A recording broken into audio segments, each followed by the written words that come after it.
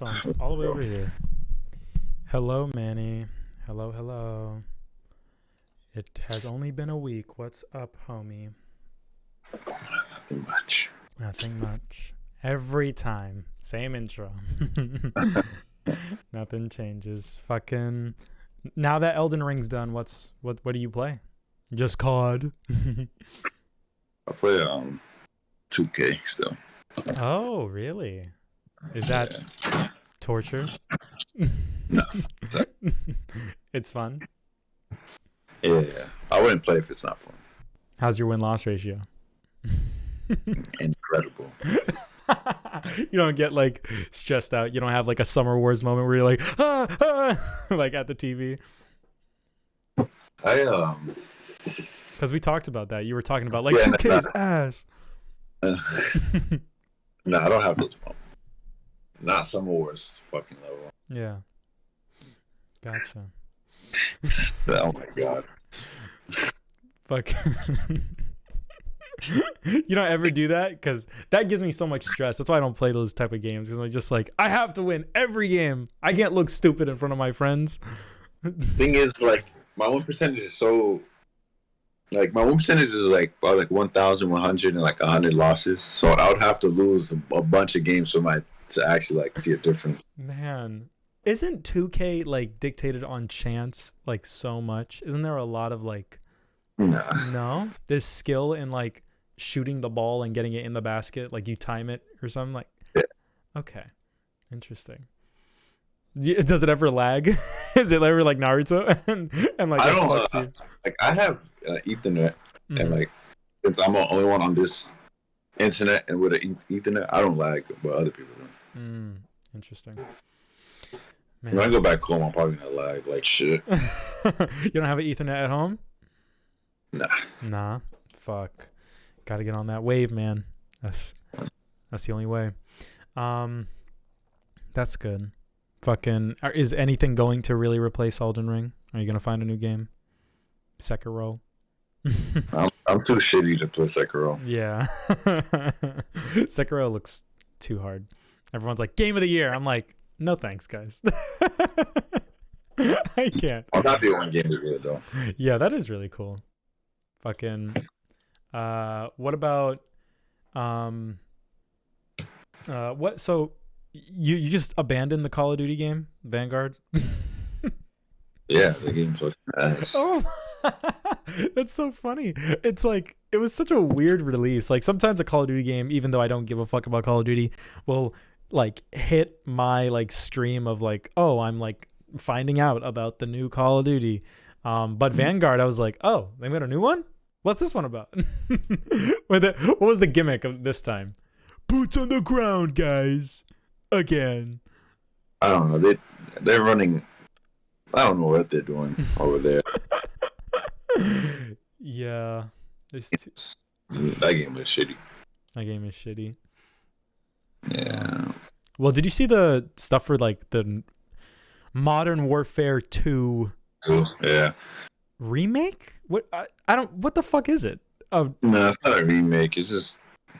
It's complicated. Go ahead. Try to explain it. It's just like. It's like they pretty much just restarted the Modern Warfare series, but it's no remake. Yeah. Is it good or is it stupid? How do I know if it's good? Am I a beta tester? I'm like, bro. No, not the new one, like the original Modern Warfare. Because everyone was like, original? No. The 2018? Yes, that one. Was it 2018? Damn, it's been so long. That one was good. Okay. Because I heard a lot of criticisms that there was one good mission, and then the rest of it was just like normal Call of Duty shit. But I didn't play the campaign. So. Oh, okay. That's the only thing I care about. But Call of Duty's been, I guess, slacking in that regard the whole time. But I don't know. Maybe it was always ass, and it just got old because they kept milking it like a cow. Squirt, squirt, squirt, squirt. Fucking. Did not have to do that. that was insane. You needed the visualization of what they do to this franchise. It's the only way to really understand how fucking annoying it is that these games keep coming out and that like nothing's happening. There's nothing coming out after that point. They squeeze and it's air. It's pure H2O. But yeah. Well, Modern Warfare 2 comes out, I'm probably gonna play it. Okay. Well, I'll be very interested to hear what you have to say. I wonder what they're going to do this time. It's interesting that when Modern Warfare came out, it's like, guys, look at the animations for the guns. This one's realistic. And then the other ones are just like, yeah, we're just going to keep doing the other stuff. No, like Modern Warfare was like there's a lot of like fine detail put into that game. Yeah. And then they just stopped.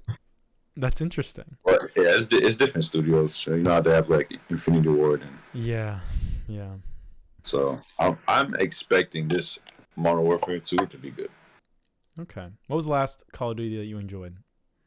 Modern Warfare. Okay. Well, hopefully it is good. Hopefully it is. So being that it's been a short week, there's not really a lot of news. There's not really a lot of stuff going on in the world. Not a lot of stuff going on in my life. So I don't know. Maybe we can. Did you watch the clip you sent me of Kaguya-sama? Was very funny. I'm very happy you sent me that. That sold me on the entire show. Like I have to watch it now just based on that. I've watched it so much. It's so good. That show is incredible, I tell you. Yeah.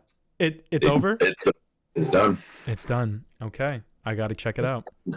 It's done. Yeah, it's done. Fucking I feel like the only way I'm going to have time to watch it is if I watch it dubbed, like while I'm doing other shit. And I think I'm going to do that because all the dubs are on Crunchyroll and Crunchyroll's not ass. So I think I might be able to watch it.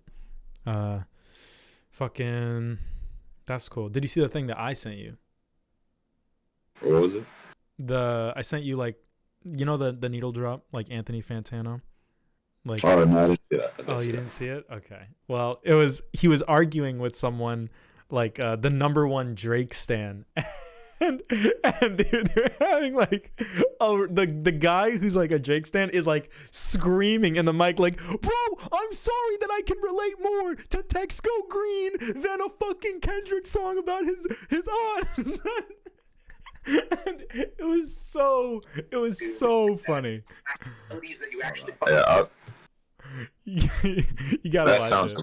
Yeah, that sounds so. And then there were so many funny clips, and like I know you like the Drake album, but even though he's like screaming and being like really argumentative, he's making points that I think a lot of people can relate to. He's like talking to Anthony, and you know Anthony Fantano. He's like really critical. He like doesn't enjoy Drake. He says things that like people can't really relate to because I don't know, people don't perceive music the way he does. So the guy's like, okay, bro, okay, do you know, has anyone in the chat ever been on a Drake and Drive? And Anthony's like, a Drake and Drive? And he's like, yeah, you ever in the car listening to Drake and you drive by your ex's house? And it's really funny because he has a lot of energy. It's very contagious. Watch the clip. It's hilarious. That sounds. Yeah, it is. Yeah. Thing is, with Anthony Fantano, me personally, I mean, like, I understand you can like him as a person and find him funny, but I don't like me. I would never like listen to like someone's review about like music. I understand. I used to have the same perspective, yeah, because he views music kind of the way we view shows, where there is like a degree of objectivity in terms of like how something can be good and bad. To me, like I've kind of changed my mind on that as time, because if I'm doing that for shows, there's no reason why someone can't do that for music. Right, I understand that, but at the same time, it's like with movies, I think it's different because you can not relate to a movie and it still be a banger. But I feel like with music, like if I completely do not relate with Kendrick and his aunt, it's like the song's it's not a good song to me, right? Right. But if this guy's saying, "Yo, this song's incredible," blah blah blah, it's like okay, but I'd rather listen to Drake talk about nothing. Yeah. You know. But I'm not like bashing. You know what I'm saying? Like, it's like I feel like just listen to the album. You like it. you like it. But I feel like with movies or shows, I feel like there's way more. It was way more of a discussion. You know what I mean? Yeah. Unless it was like an artist. Imagine if like J. Cole was breaking down like a Drake album. I mean, that's J. Cole talking. Like, I have to listen, you know. But if it's just like Anthony, I know he's popular, very popular, but like a normal guy is just like, yeah, I'll listen to what you say, but I wouldn't really like be like, oh, you think this is a 10? Let me think. Let me change. Like, let me rethink it. Like, nah. Because I will never see music the way he sees it. It's not even that, bro. It's like, it's how you came up too. Because if say like 21 Savage drops an album about the hood, and this dude grew up in like a nice neighborhood, he will never ever in his life ever relate to that. He can be objective, but it's not for him. You know what I mean? So like, it doesn't, like, what he says doesn't really like matter. That's what I feel. I understand. He seems very educated when it comes to that type of music, though, and he doesn't seem. No, I'm not talking about him. You talking about Fantano? No, I'm not talking about him. I'm saying like in general. Oh, in general, yeah. I feel that. But as like with movies, like it doesn't like matter who you are. You can like watch the movie, you know. But like, say for like an EDM guy listens to a rap album, he's like, this shit ass. Yeah. It's not for you, you know. Mm-hmm. Plus, I used to watch him like in like 2014, and like there's a lot of like albums with a like lyrical, like deep albums, which I thought were amazing, and he'll be like, well, 6 out of 10. I'm like, okay. Yeah. We're not on the same wavelength, so there's no point in it. Right.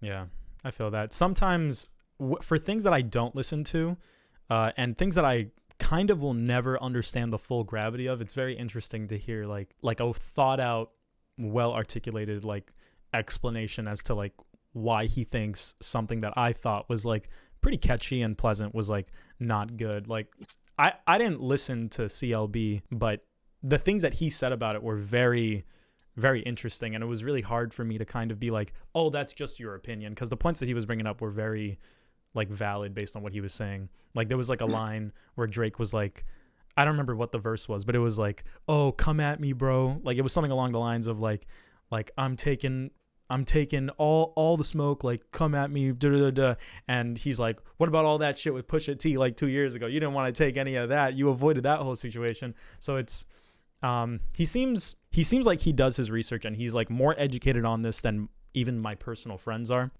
So it's fun to listen to him talk about that stuff.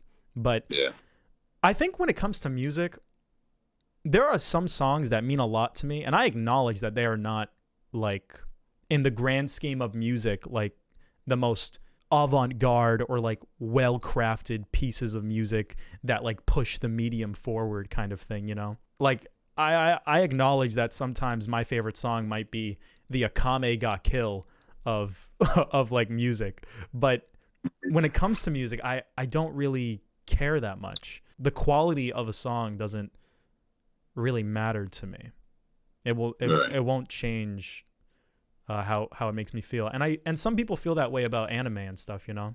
So it's tough because when it comes to anime and when it comes to movies and film, I'm kind of like, how could you enjoy that? That shit's so ass, like with my perspective. But it's like it flipped around when it comes to music. Yeah, it's tough. It's tough. There's a great documentary called Listening to Kenny G. I think I mentioned it before.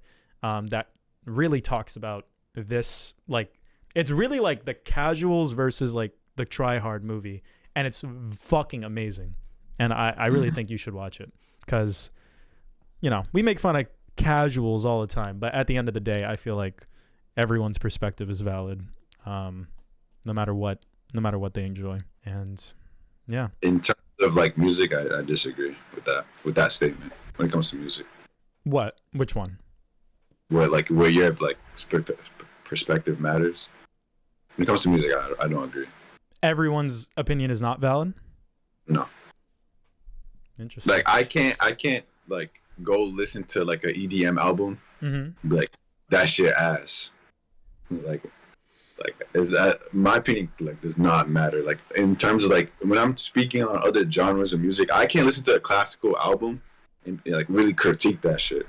And Oh like, yo, well, I I can't really think explain to you why if it's good or not. It's like I'm like completely like not even like my perspective would not matter in that sense. right. Maybe opinion is the wrong word, but uh, more so like your perspective. So, like you said, you listen to an EDM thing, and EDM is not your thing, and that doesn't resonate with you. It's okay that EDM doesn't resonate with you, but some people might take that and go, well, EDM is ass like across the board. That is obviously like unfair and uncharitable towards anyone else that likes it. But I'm saying the feeling of like the feeling of not enjoying EDM is okay. In the same way that the feeling of enjoying something like Text Go Green is okay, and enjoying Akame Ga Kill is okay, even if like the statements that might follow that, where you try to invalidate other people's perspective, might not be okay. That's kind of what I was saying. I'm getting mind twisted right now, but you know. Yeah, I think when it comes to like films or shows, it's just more like things to break down or to talk about. Yeah. Mm-hmm. So like when it comes to music, like what you can really say is like production, lyrics, Right. like the sound. Whereas like movie, you can really break down like the cinematography, the acting, Right. the plot. Mm-hmm. Like there's nothing like you can really like. I feel like with films, there's so much more you can like really break down and really make shit. It's way more objective. With music, it's just pure like subject. It definitely feels that way to me, you know. And then have you ever seen Ratatouille? Yeah, when I was a kid. Yeah.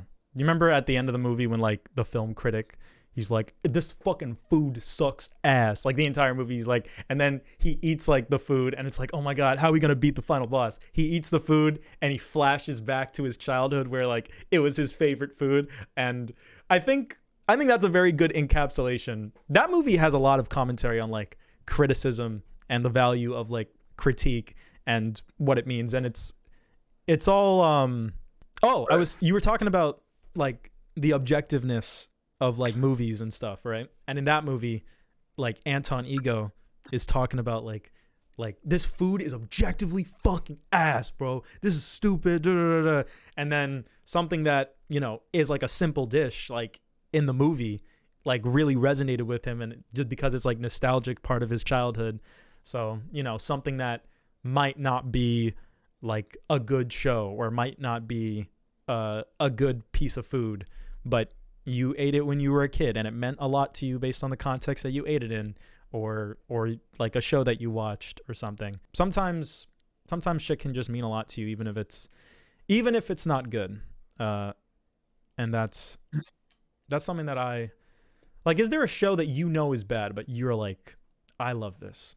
And I understand that this does not meet my standards usually when it comes to the things that I like, but I have a lot of nostalgia for it and it means a lot to me. I don't think so. You don't think so?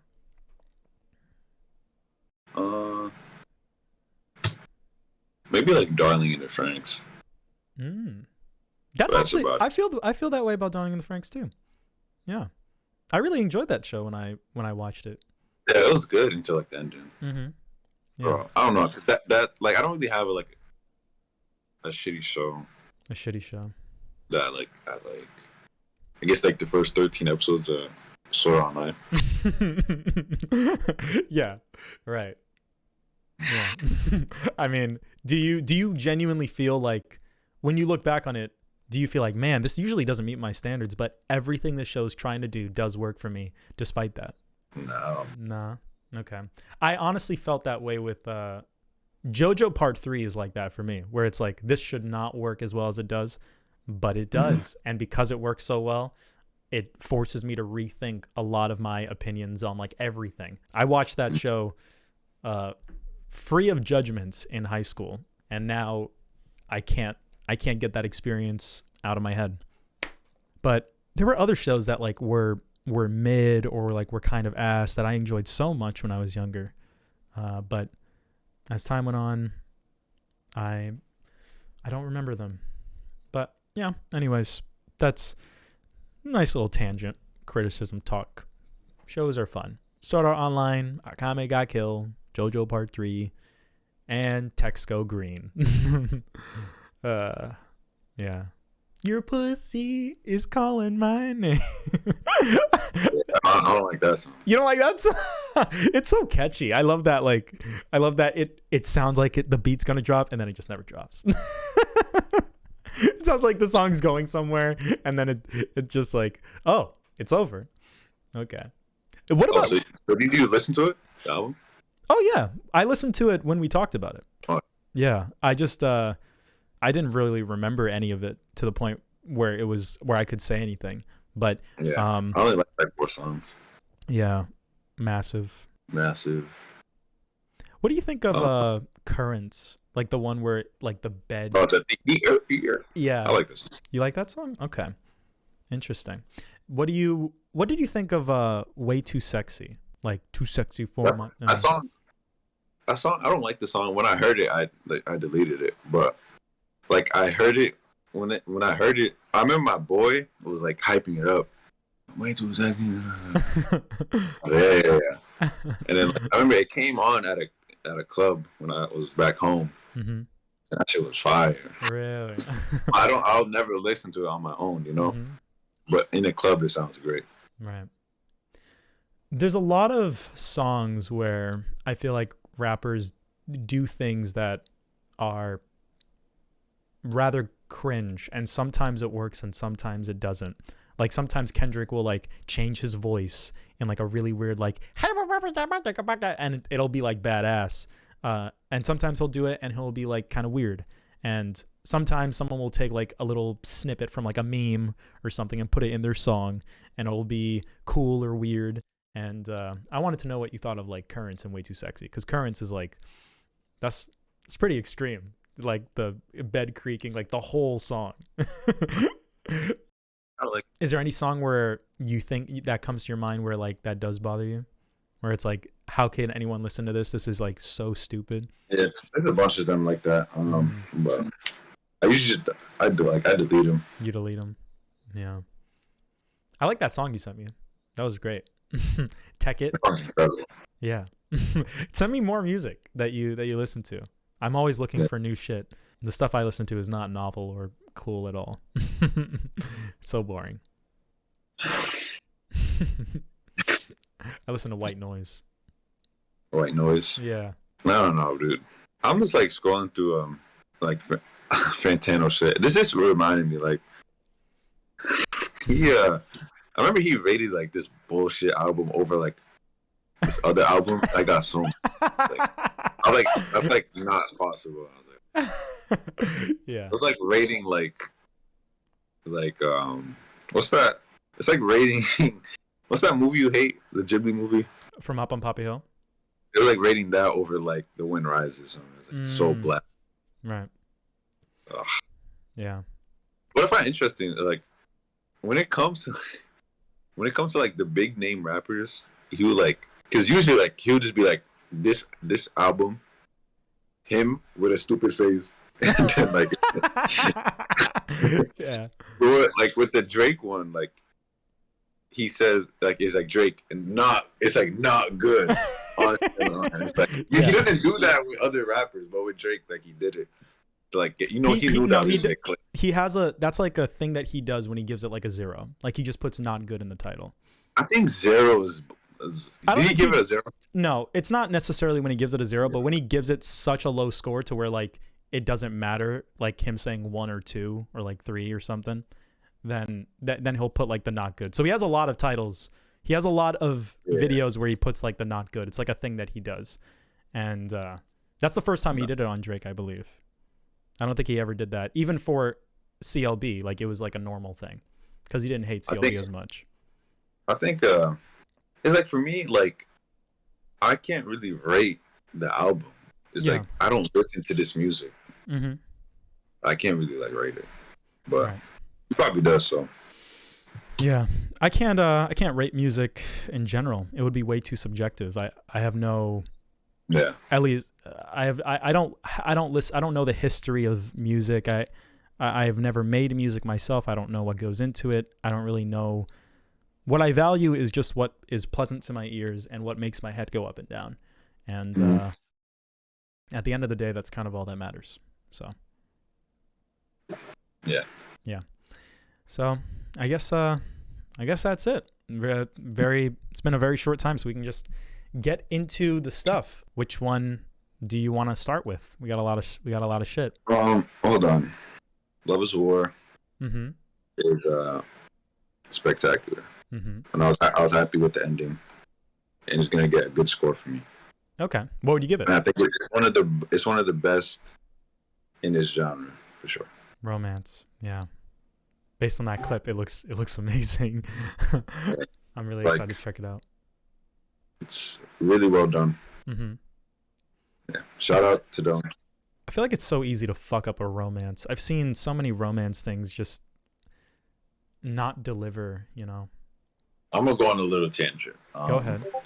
Romance is ass. Why is it ass?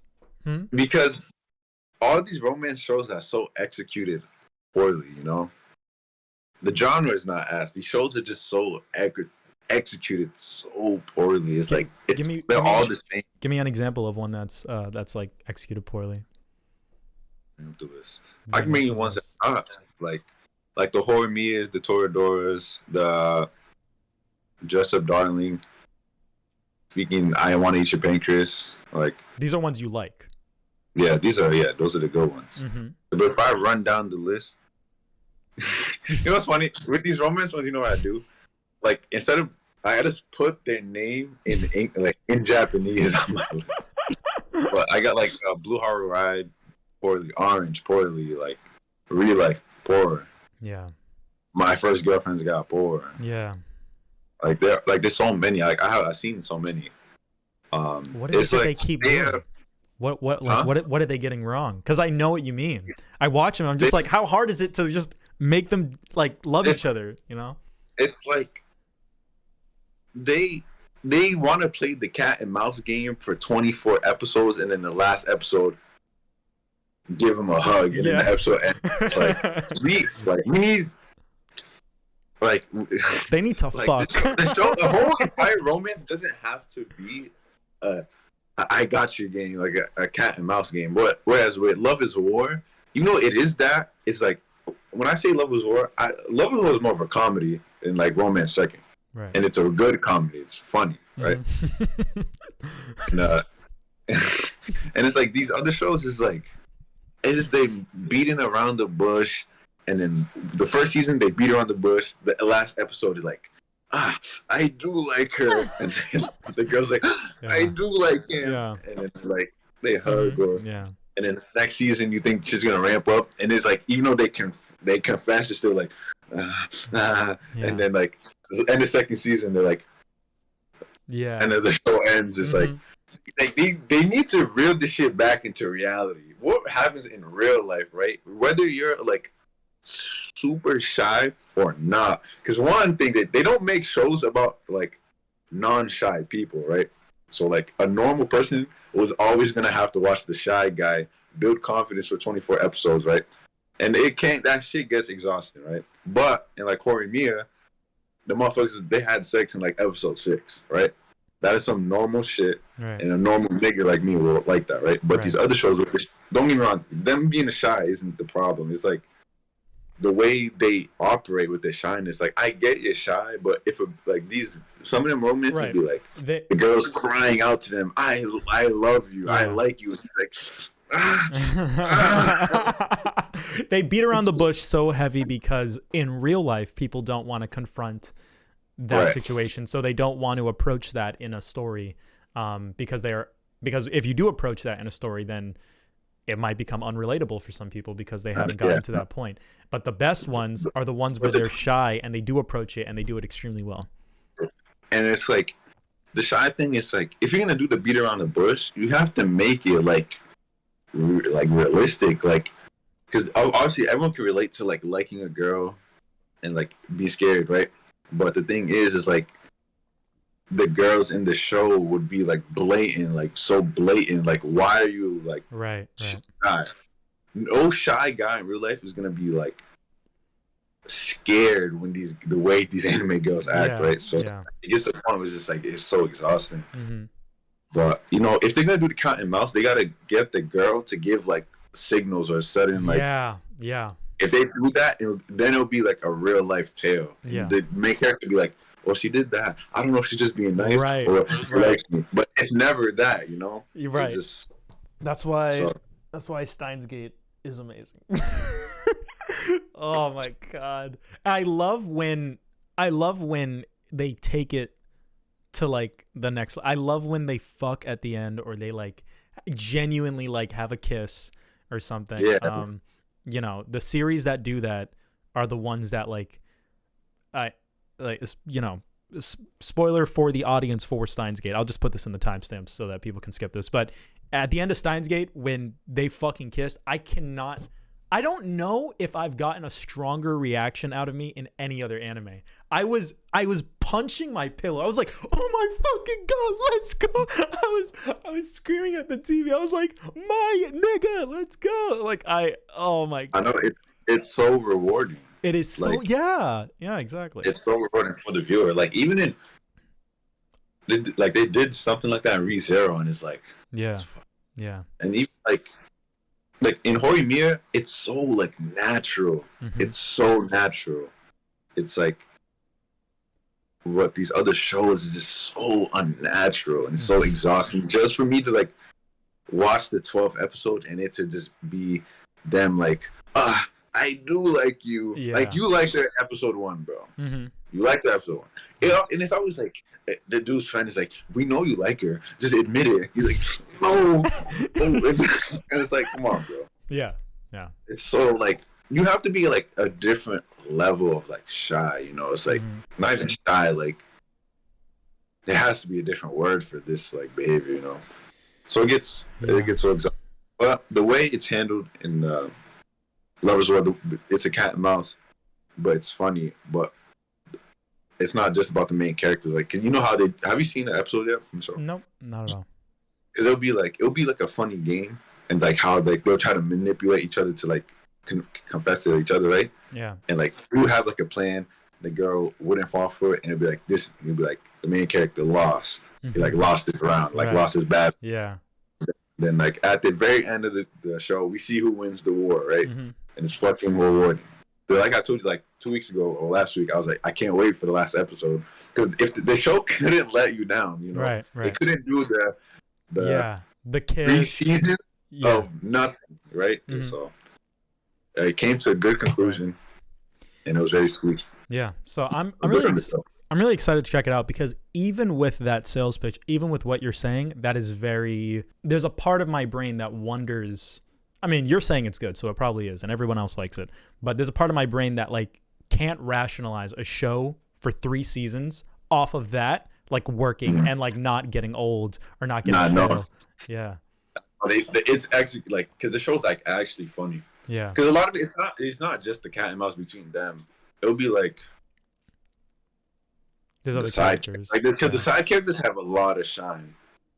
Like, you know the girl with the pink hair? Oh yeah, I do know her. I see her all the time. Yeah. She gets like as much screen time as the 2 main characters and the other dude. They get so much screen time, so it doesn't get exhausted. It's not always cat and mouse. Like the show would like peel off to be like, there's like episode where the main character's like rapping and shit. And it's like he's fucking ass. Right. And it's like, and like there'll be like the show will be like this, like the pink hair character, like she lost because she had to hear him rap. Right. Like, so the show actually had me laughing, and it's like sometimes you forget it's a love show. Yeah, that's really cool. I'm very excited. What are the other top love shows? Horimiya, ReZero is kind of there. Yeah, ReZero counts. My Dress Up Darling, Toradora, Soon as Their Children, the one I watched like a couple episodes back. Those are like the top ones. Gotcha. Well, that conversation is very fitting, because very circumstantially we watched 3 relationship like things. I wasn't really planning that, but it worked out really well. All of the things that we watched kind of tie into each other in weird ways. It's really cool. I'm excited to talk about all of them. So do you want to let's start with Spy Family. Let's start with the fun one. It was Spy Family. I loved it. A couple of weeks ago, was the like #1 rated show anime of all time with 2 episodes out. Yeah, it's a good comedy show. It's extremely charming. The characters are very funny, and it's a great concept. And just like the way you describe Kaguya-sama, when I'm told about this show, I question how does it manage to keep itself going without getting stale or without getting boring, or like how does it keep it fresh? And I honestly can't even really put it into words. It just works though.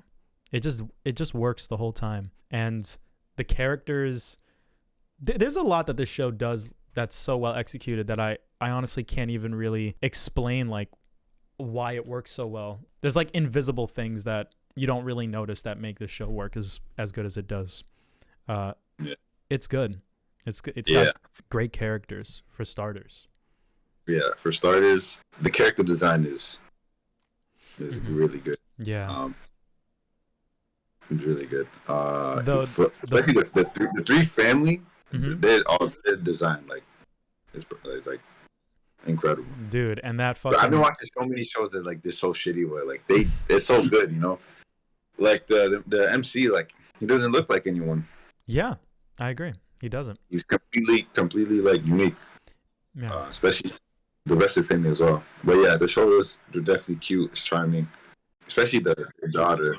Yeah, she's a great character. She's so much fun. Oh wait, before I even go on, did you see the Dragon Ball reference they did? When they're doing the dodgeball fight? Yeah. I don't remember. I feel like I remember. She did like a Hadouken or something? Not the big dude Hadouken. No, I don't know. I honestly don't remember. The big dude threw it, and then like the boy caught it, and then like he caught it, but it's like, you know how he's like, it was like a Rasengan he was catching, and then like, but the background turned into like Planet Namek.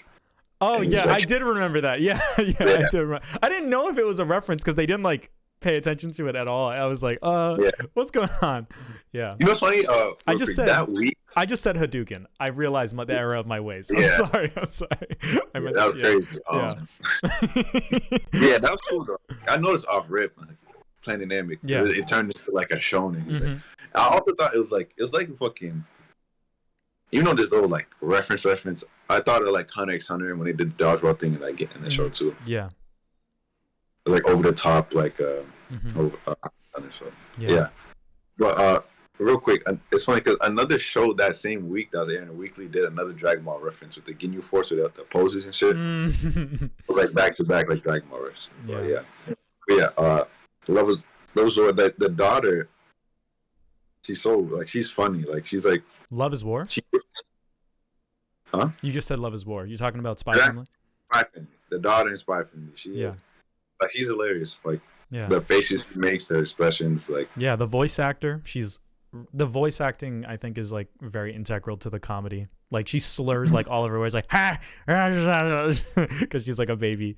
And I think if there's one thing I can compliment, I think the baby is the idea of her being able to read minds is very good, because one thing when it comes to baby characters, you don't want them getting in the way.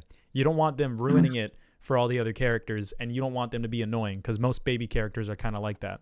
So how can we make her a baby and have her make baby jokes, but simultaneously not make her get in the way, but at the same time not make her too smart to where we can't make the baby jokes? So it's this really like delicate balance of like, she can't be too OP because it's not going to be charming and cute, but she also can't be too annoying.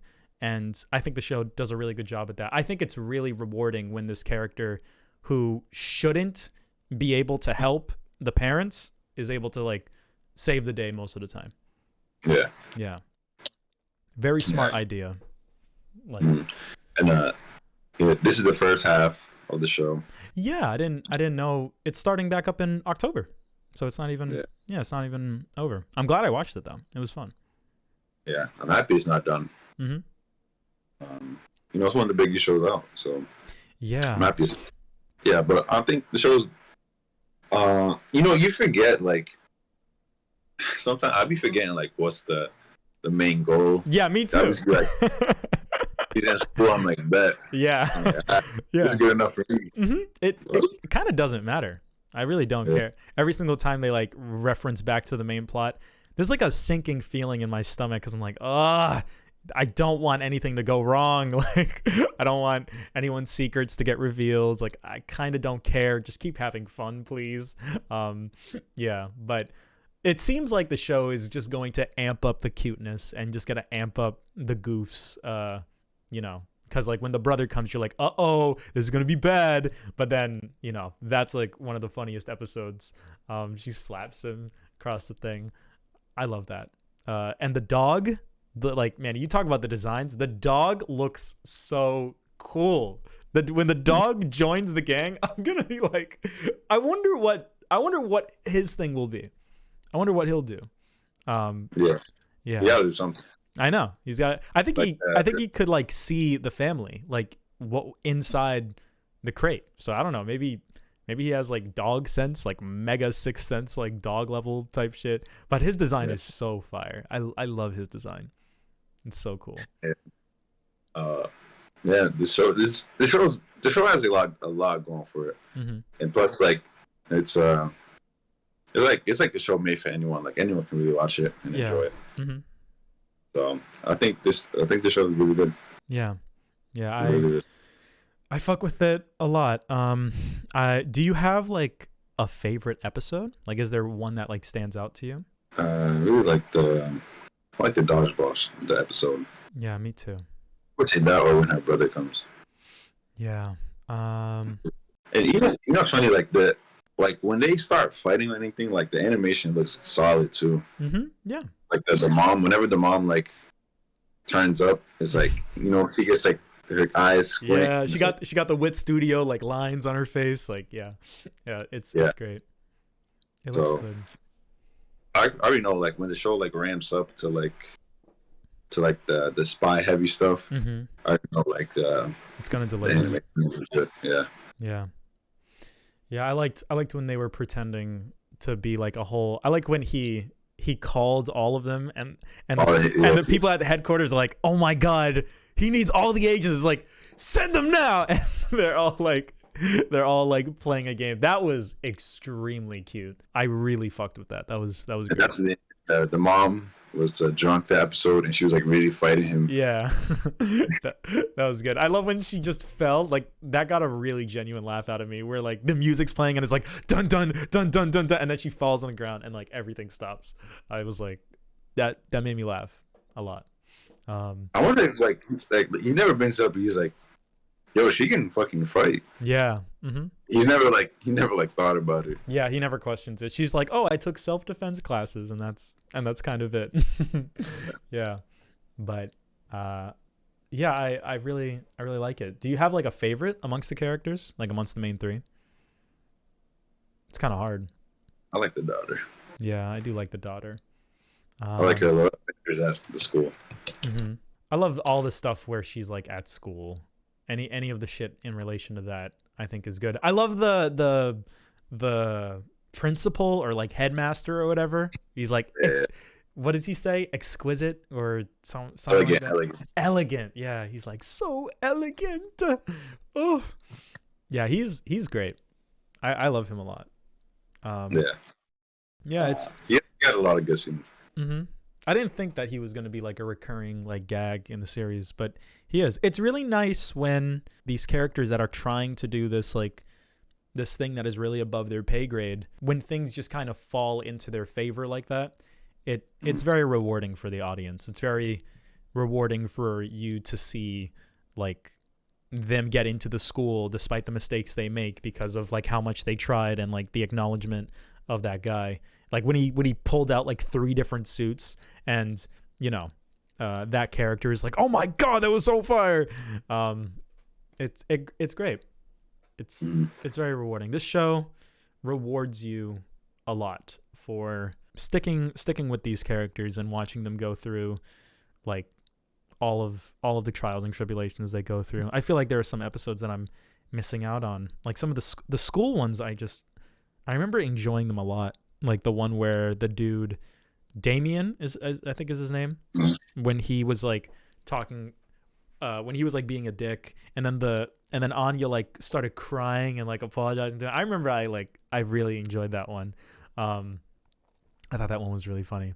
This is kind of like important because this one, when it comes to like Shonen Jump, like the magazine that like most of the popular like anime come through, like One Piece and Dragon Ball and stuff, this is part of the section that doesn't have the requirements that Shonen Jump has. It doesn't have to come out weekly. It comes out bi-weekly, and because this concept is so weird, it's kind of like put on the side as like, this is not going to be what we put in the main comic. We're going to put this on the website, and it's going to be part of like Shonen Jump Plus. So Spy Family is free, and like legally, like you can read it for free. Like that's the only way to read it. You can't buy it digitally. And I think it's cool that it's popping off so hard, the free manga, that it's outperforming like the heavy hitters of the. Mm-hmm. And I think Chainsaw Man is also one of those where it's like one of the free ones, and the free ones seem to be, because they can, if on the free shit, they can do whatever they want. They can delay it. They can say like, yo, I'm taking a hiatus. This chapter needs more work. Da da da da. And as a result, they're more quality. They have less restrictions. They can kind of just do whatever, and people fuck with it, man. Spy Family is really good. It's the next big thing, and Chainsaw Man's going to be the next big thing, and probably the next one will be something not in Shonen Jump, but it will be one of these. It'll be one of these. Yeah. Really good. I love it.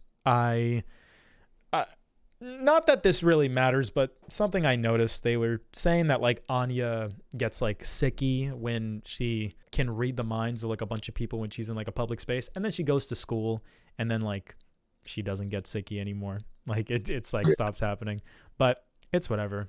The show is mostly like gags and jokes, so I don't really want it to kind of do that, because then they would like limit themselves too much. So I'll accept it because it doesn't really matter, given that the show is not like a plot driven suspense thing. This ain't Death Note.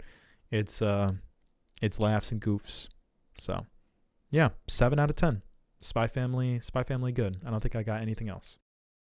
Yeah, me neither. I mean, it's not over, but I'm gonna wait till it's done. Yeah. Okay. So I guess we can talk about Let's do Pancreas. Okay. Pancreas. Fucking I've seen this movie before. I saw it in a theater when it came out a couple of years ago, and this is the first time you're watching it. Did you watch it dubbed or subbed? I watched it subbed. Okay. I noticed that in the sub on 9 Anime, like in the opening scene, it was like, when it was talking about the girl's funeral, it said his instead of her. And when I noticed that, I was like, what the fuck? So I immediately switched it to dub, even though I wanted to watch it subbed. And then when I switched it to dub, I'm like watching the dub, and then there are lines in the dub that just are Japanese. Like, what the fuck? So I was switching between sub and dub constantly. It was really annoying. But overall, this movie, the first time I watched it, I actually watched it recently enough to where I did give it a rating. Like by the time I was rating things on IMDb, I could like write it down. Like I wrote down that I like watched this movie and I gave it a rating. And but it didn't resonate with me as much the first time. Like I didn't remember it. Like I remembered the twist. I was very like, the twist stuck with me.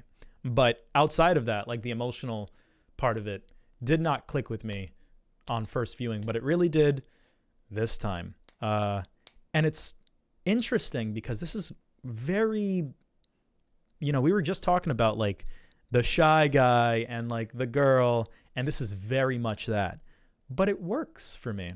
I like it. What do you think? When it comes to that shy guy and the girl, it's not, I don't think she's it's not too blatant, right? And until before like that second half, it's not blatant. Mm-hmm. If that was me in real life, I would know, right? But for like a guy like him, like I wouldn't expect him to like bet I know she likes me, blah blah. So like I completely I understand it and it makes sense. So that's good. Yeah. The movie is sad. Mm-hmm. But one thing I don't like is the artwork. I think the characters look too bland. Yeah, man. I don't know. I don't. It feels like this movie is calling for like a more unique art style. It's like a really, really well written, really good story. It's like shot well. Like the cinematography is like somewhat thoughtful to me, and it's not even animated poorly. But it's just got the most basic ass character design. Like it looks like a visual novel. Like shit. It looks so. Did you see the Scamboli made a video about this? Oh, did he recently, or 2 years ago? 2 years ago? Okay. What did he? Was it one of those videos where he just said watch it and then like that's kind of the whole it, or did he like give opinions on it and stuff? It's kind of like both. Okay. Hold on, I was gonna show you this picture.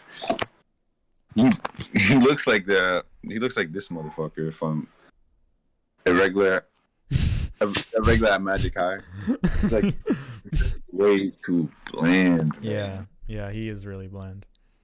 It's like I don't know, dude. I fucking search up the show, he doesn't even pop up. Like he's so. I know. I know. Like look at this shit. It's crazy. It's like, yeah. Even like your name. Your name looks like, I don't know, that Makoto Shinkai has like unique designs, kind of. Do you think so? The designs and your name are just way more memorable. Yeah. Like I still remember what the cast look like. I'm not gonna remember what this motherfucker looks like. Yeah. Me neither. Yeah, that's just one thing. It's so bland, man. But the movie is shot. There's so many scenes where it's shot so well, and it's just like, if only they had like a unique design, and, like they will stand out in the shots more. They'll just be more memorable. You want to know one of like the biggest takeaway after I finished this movie? I was like, fuck.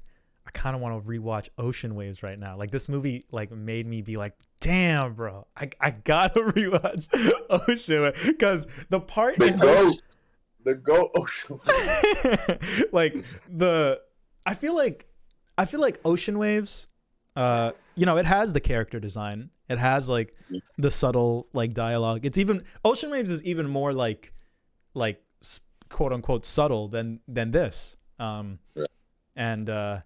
And there was like, I don't refresh my memory because Ocean Waves is not like in my consciousness most of the time.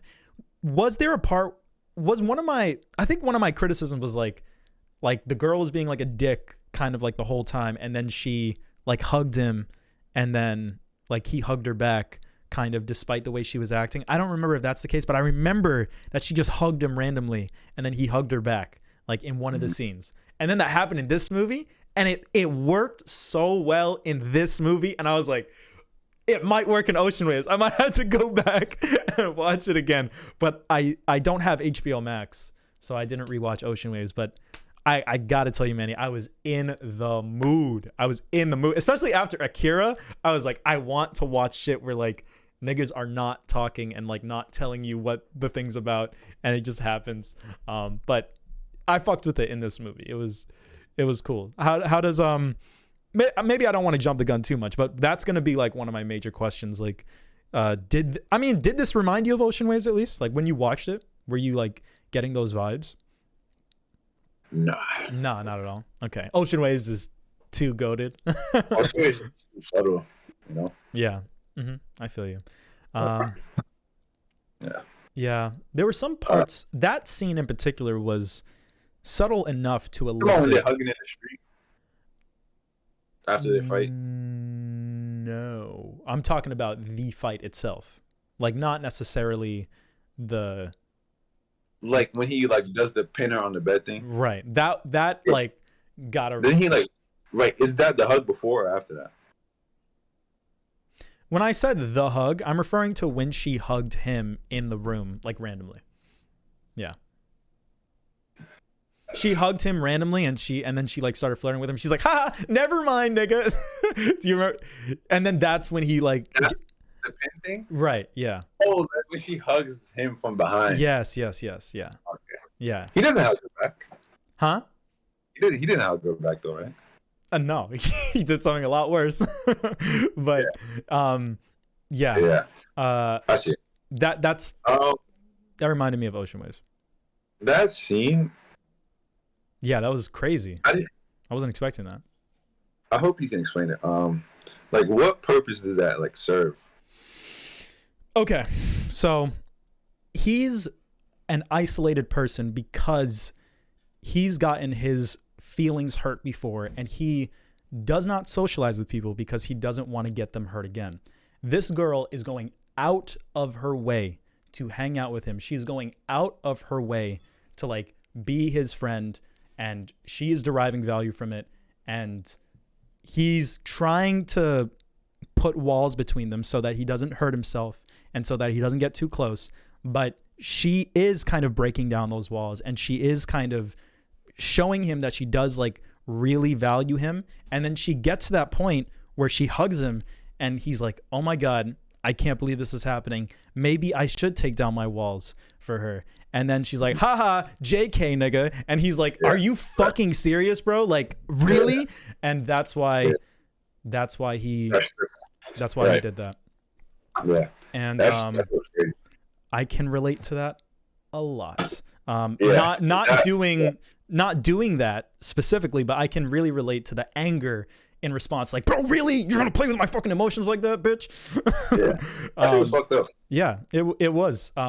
Honestly, in my opinion, I can understand both parties because I understand why she did it too. Because she did that because she's, when girls joke about like haha, JK, like when they do that, it's because they, at least in this situation, in the movie's case, I feel like she's trying to say, like, I do like you, but I'm not going to say it because I don't want to hurt myself by you saying no. So I don't want to confess my feelings, especially as the girl. Like, that's not the expectation. So she just says JK at the end of it to kind of continue to play her fucking games. And for a lot of guys, that's when it'll be like, dude, fuck you. Like, and I've been in that situation many times. But I understand both parties. Like, I understand why she did what she did, and I understand why he did what he did. And they were both bad, but you know, it's things that I went through in my adolescence. So no shade, because life's hard.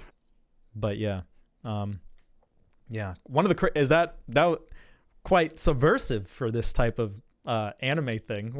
Were you expecting that at all? Have you seen anything of that ilk before? Ilk? I don't know if that's the right vocabulary. I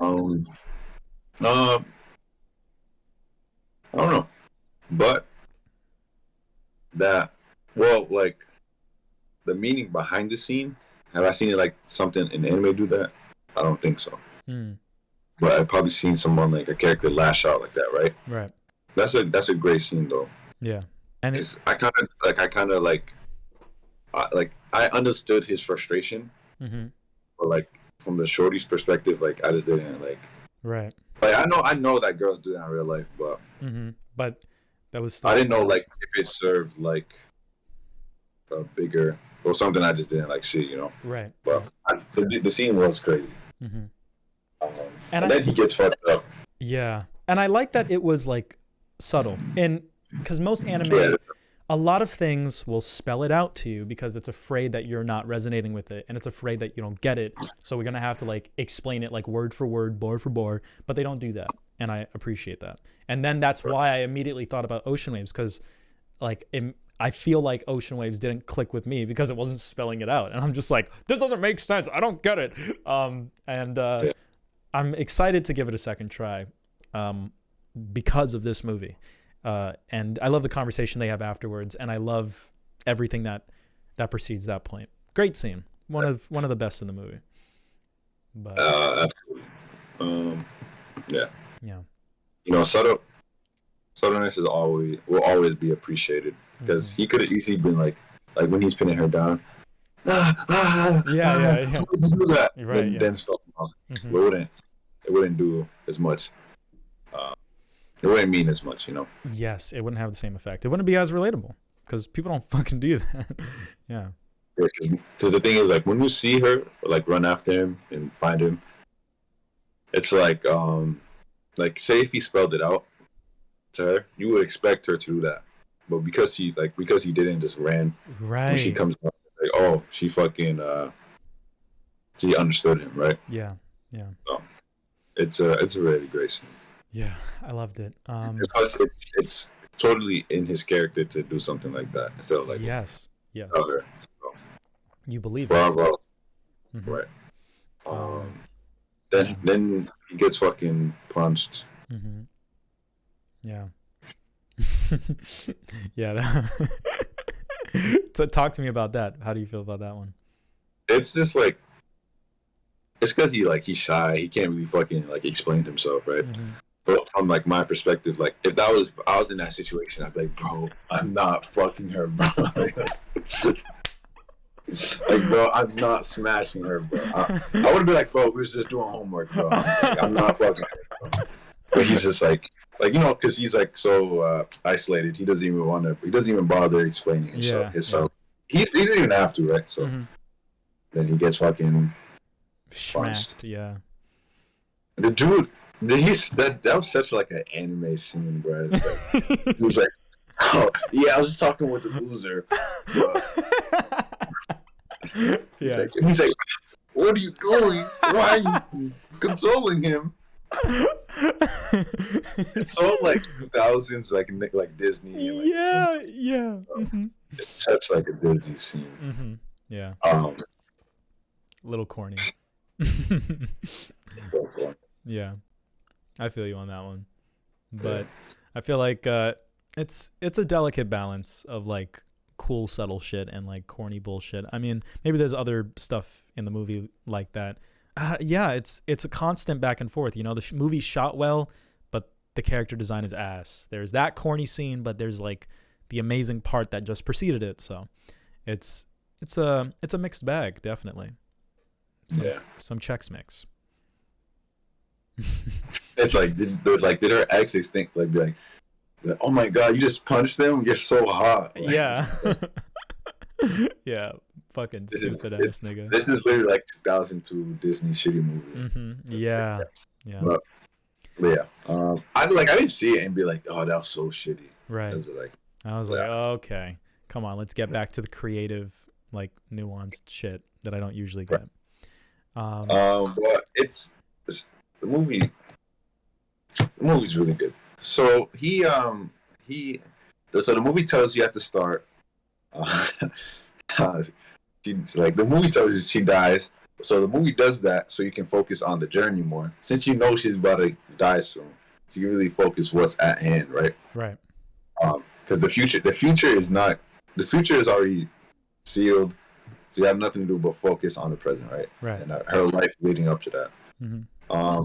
I think that's fine. Cause I know I usually tell you like I don't want them to spoil in the beginning, right? Right. It was very different with this movie. The movie wouldn't work. It's way different. Yeah. Like, it wouldn't work. I think the movie would still work if they didn't tell you. Yeah. It would be more of a shock. Like she died randomly. You know. But I think the entire point of the movie is, I think a lot of the dialogue is centered around like the value of life if you're gonna die in like a couple months. Like a lot of the dialogue and a lot of her character is appealing because she's so outgoing and she's so positive and she's so happy-go-lucky because she's gonna die in a few months, and it's like, wow, that's really interesting. But that still would have been there even if you've seen her funeral beforehand. You know what I mean? But she would still have that outlook. I understand, but it would be less interesting because you wouldn't have that frame of perspective that she's gonna die in a couple months until the end of the movie. It's more interesting that she's gonna die like soon. I really don't think so. Interesting. Because if she's saying like I'm gonna die, she's saying it so because her personality wouldn't change, so she'd be still the same person and he would be the same person, but it would just be more. It would just be like the shock value of it, because I feel like I would still like get her message, like how she's so bubbly about life, even though she's claiming she's gonna die, right? But I'll just be like, when it happens, it'll be like fuck. But like because they tell you, it doesn't really like get me. Like I don't get sad. Well, when I'm I feel so no, so I see what you mean, but I feel like it was still. are Like you saying the message the movie's giving was still work. I'm saying that if she doesn't tell you about the disease at all, that's what I'm saying. Oh no, that wasn't what I was talking about. Oh, you're talking about just the funeral scene, like in the intro? Yeah. Okay. Cool. Like, yeah, I agree with that. Maybe if they didn't show that, then it would have a little bit more impact. Like when you finally get to that moment. Yeah, that was more of the disease. But the disease. Actually, I think that they show you the funeral scene to kind of I know you're about to. Yeah, to subvert your expectations, make you think, oh, she's gonna die like normally, and then the big twist happens. The fucking, a really good twist, in my opinion. I really enjoyed that. That's the thing. Like the shock, because the movie still shocks you, even though you know she's dying. The movie still shocks you because it's like he sends the text, and when he sends the text, it's like, oh, she's gonna die right now. Right. You know, like it wouldn't add up to what the doctors and what she's saying. Like she said, I have like a year left. Yeah. Like he's sending the text messages, and when you see the text, you're like, oh my God. You know she's dead, right? Yeah. And that's the shock, and that will shock you. And it did shock me, right? Right. Even if they didn't do the show you the funeral intro or not, the show still got you. You know what I mean? Yeah. So that's credit to them, right? And so that's a good thing, because I know I usually talk about movies spoiling shit, right? But the movie still did its thing with that, right? So that wasn't no. I have nothing with that, right? So that's good. And I like the whole message. It's kind of like this movie is like Batman and Superman, right? So like Batman is the MC and Superman is the female, right?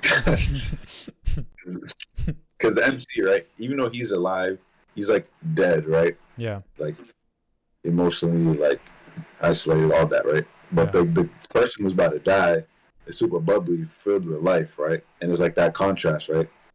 It was just like how Batman is like, he's human, but he's not human. But Superman, alien, but superhuman. Yeah. I was thinking about the whole movie. Dude, that's a really good analogy. Yeah. Yeah, I really like that because I love that about Batman and Superman. Yeah. So I love how it's done here as well. Mm-hmm. It's a cool message. Like, yeah, even with death, like knocking on her door, she's like still living to her fullest. You know. Right. I think that was amazing. Yeah. Yeah. Two really good characters that contrast with each other, and they bounce off of each other very, very well. Just like Batman and Superman. I completely agree. And I really like, we talked about relationship movies, and they have to go somewhere, right? They can't just fizzle out and like nothing fucking happened by the end of it. And this one goes all the way. Like it takes it full throttle. The character gets out of his like emotional, antisocial like rut. And I really like the whole bit with like the diary at the end, and the fucking, when he gets her phone and he sees that she opened the message, like that's very nice. It's very sweet, very heartwarming. Yeah, I agree. It's this movie. The ending is like is this like summer days? Summer days? You can spoil it for me. I don't know what that is. Nah, I'm not gonna spoil it. It's not spoiler. It's like the way the movie ends with the character, like he's grown from this experience, and you can tell. Yeah. But it's not. He's not like completely like 100% like different. You know. Yeah. You can tell like his outlook in life changed and that. But it's not like he's like a super extrovert now. You know? Yeah. Right. That's how it is in Summer Days. Like he got the message. He got the experience. Now he's he changed, and he's gonna. You can see like he's beginning to change, and it's not like the movie time skipped too far where now he's like Naruto, you know.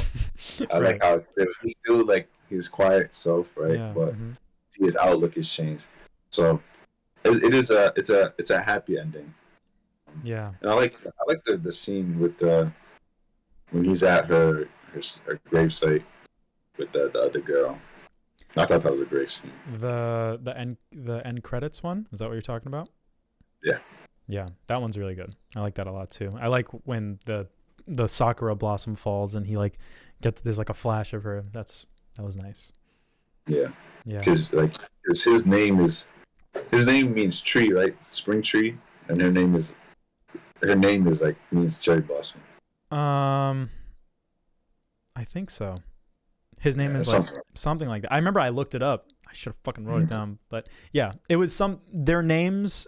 They reference their names being like the same and how they're like fated to be together as a result of. It would make sense if his name was Spring Tree because the sakura blossoms fall off of the tree, so they have to like go eventually. Yeah, it's really well written. Like all the parts where she's like alive, like the bits in the hotel room. That was yeah.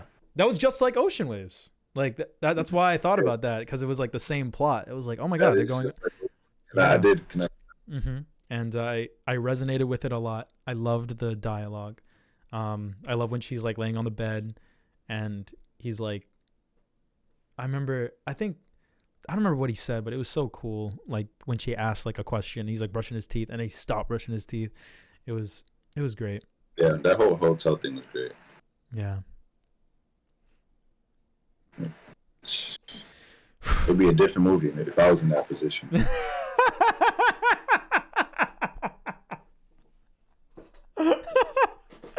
I'm telling you. Me too. Me too.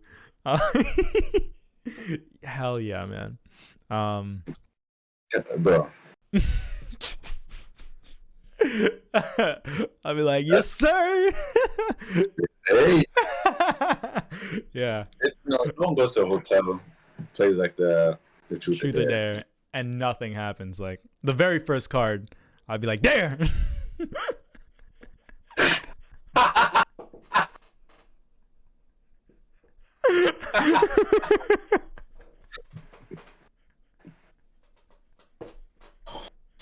Bro, that's a fact.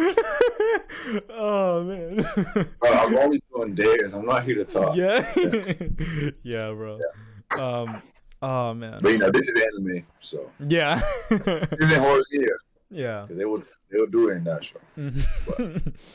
Yeah, I really like the hotel thing was fun. Yeah, the hotel thing was really fucking good. And I don't want to get too detailed into this, but I had an experience very similar to this recently, so it worked even more for me. I feel like I can relate a little bit more, which is why I want to watch Ocean Waves again. But I really did enjoy this movie. I don't know what else there is to really say. Yeah, it's good. It's an overall good movie, mm-hmm. and the message. I love the message. Mm-hmm. It's sad because even though, like it's not like for me it was like the saddest part when he asked her mom, he's like, hey, can I cry right now? Yeah. She was like, yeah. That was sad. That was extremely sad. Yeah, that's the saddest part. Not even like mm-hmm. That was,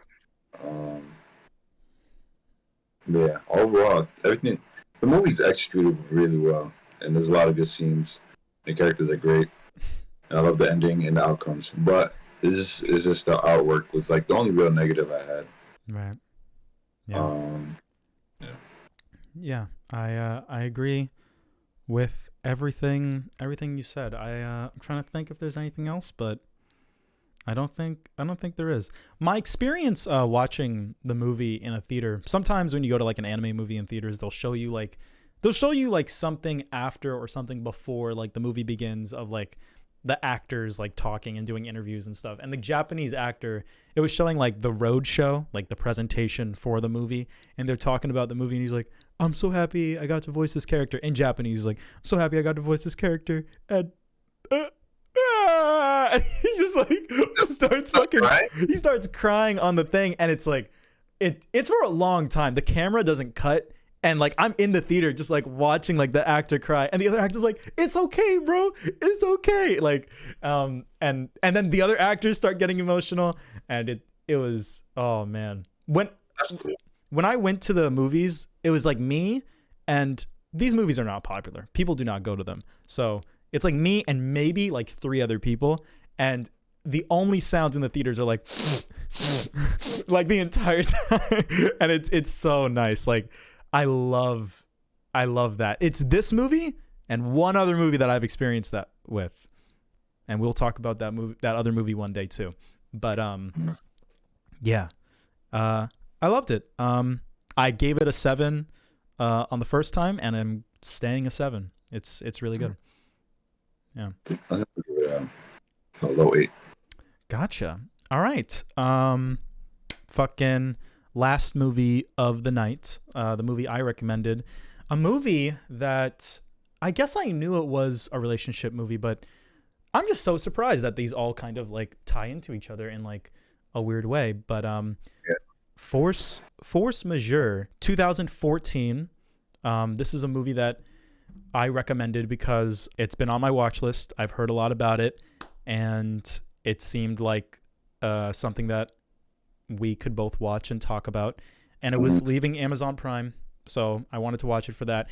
But the other main reason I recommended this was because there's something called the Cannes Film Festival. Have you ever heard of that?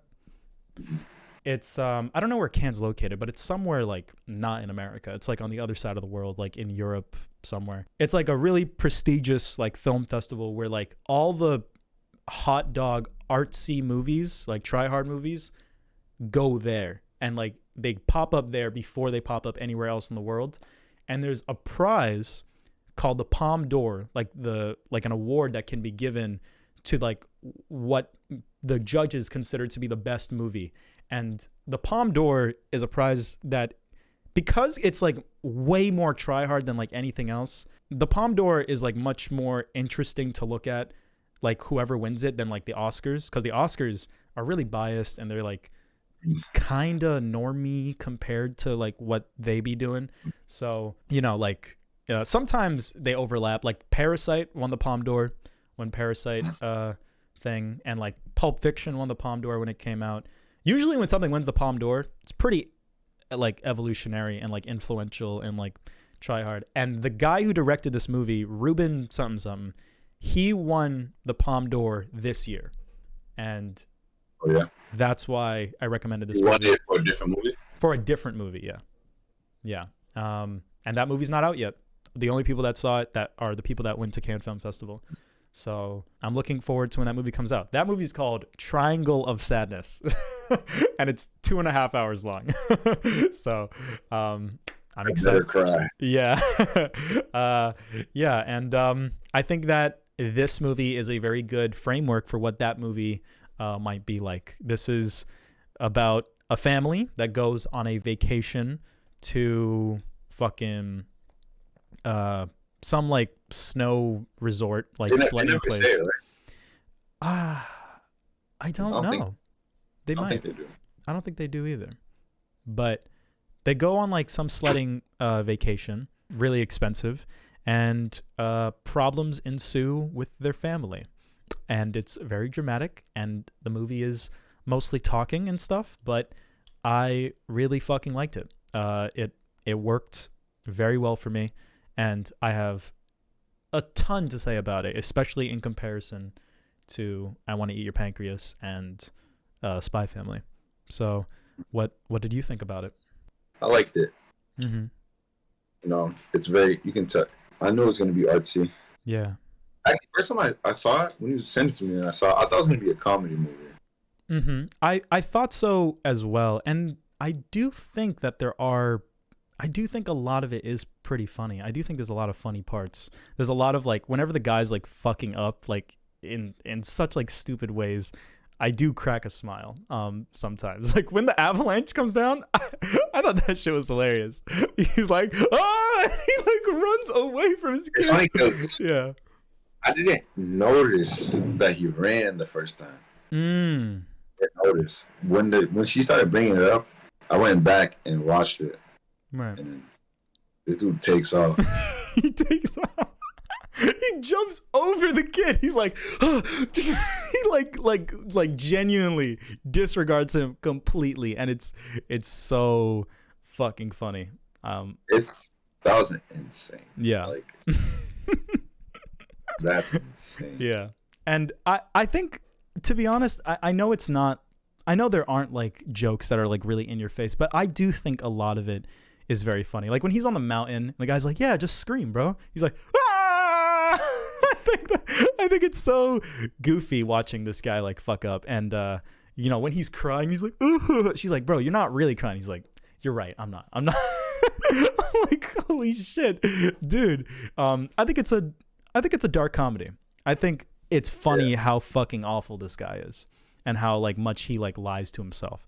But I do also find it to be very relatable, because I can really put myself in the shoes of like this main character, and the stuff that he does. Because I don't know about you, but you know, I've sometimes when you do something that is so shameful, something that you're so embarrassed about, you genuinely convince yourself like, I did not do this thing, or like I like that's not me. You get the memento. Yeah. Yes, you get mementoed about it, and I didn't even think about it that way. Yeah, you get mementoed about it, and that's exactly what. When we was discussing that movie, you was like, I remember we was talking about, do you have like a memory that you just erased from your head? It's like just like this. I made a connection like super fast, because like after I watched it the second time, because you know he's like, no, I didn't do that. That's your perspective. I was like, this guy's fucking crazy. Yeah. And I genuinely think this dude was just like, what the fuck is she talking about? Yeah. I did not. Yeah. You know? Mm-hmm. Yeah. It's like that's your perspective. Mm-hmm. In my head, I was the hero. Right. But it is insane. What he did was insane. Mm-hmm. But you feel it, because as like, what was you gonna say? It's insane, but I have been in the shoes of doing something that shameful, and lying to myself that I did that thing because I don't want to embarrass myself. And you know, the movie's constantly talking about like, well, in a life or death situation, like, what would you do? Would you save your family, or would you save yourself? And she's like, you'd save your family. And it's like, well, it's life or death. Like, you know, I love the analogy that he uses, like the guy with the big beard, like the second guy, he's a character from Game of Thrones. So I call him Game of Thrones man. I don't remember his actual name in the movie, but the Game of Thrones man was like, you know, in a giant like crowd where people are running over each other, you're gonna run, like, you know, to try and save yourself, and you're gonna run over people because what else are you gonna do? Lift them up. And I love the comeback that the girl has, where he's like, I'm not gonna step on my kids. I'm not. And that's a great comeback, because there's like a part of me that's like understanding the guy, because I'm a guy and I want to lie to myself sometimes, like to avoid the responsibilities that I have as a man. But she's like, bro, you can't fucking do that. You can't fucking do that. And it's so shameful to admit that I think this movie is very, it taps into something that a lot of guys do nowadays, where they don't meet the standards that they need to meet as like a father, or not even, you know, me not being a father, but just like as a man. I do think that some people lack empathy, and they fend for themselves, like me, in many cases. I can't like come up with like one-to-ones specifically, but not a direct analogy, but like, you know, I'm young. I'm in fuckboy mode right now, right? So I'm not trying to commit to anything, and maybe to an extent I'm like emotionally detached to where like I might hurt someone's feelings and I might be like, oh, you want to stay with me? Like, that's your perspective. Like, maybe I do something like that. And, there's that girl in the movie, the skinny, like, older woman that's, like, cheating on her husband, like, fucking all the guys at the thing. And it really makes me question myself. The movie, the main thing about the movie is honesty. Like, are you being honest with yourself when it comes to your roles and your responsibilities as a mother or as a father or as just a human being that needs to empathize with everybody?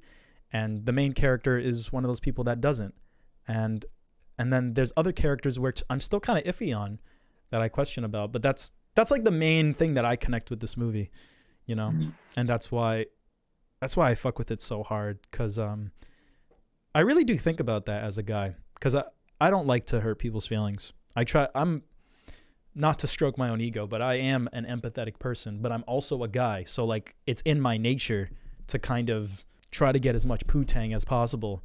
And it's easy to do that when you are not being empathetic of everybody. Because like sometimes if you're being nice to like a girl, sometimes the right thing to do, because they're going to catch feelings, or they're not on the same wavelength as you, where it's like you're just trying to fuck. Sometimes like I should not fuck with this person. Like this person is not going to be able to walk away from this like clean. Like I am. But sometimes you do it anyways because you don't care about them. I think that's a great analogy for like how this movie is with this guy.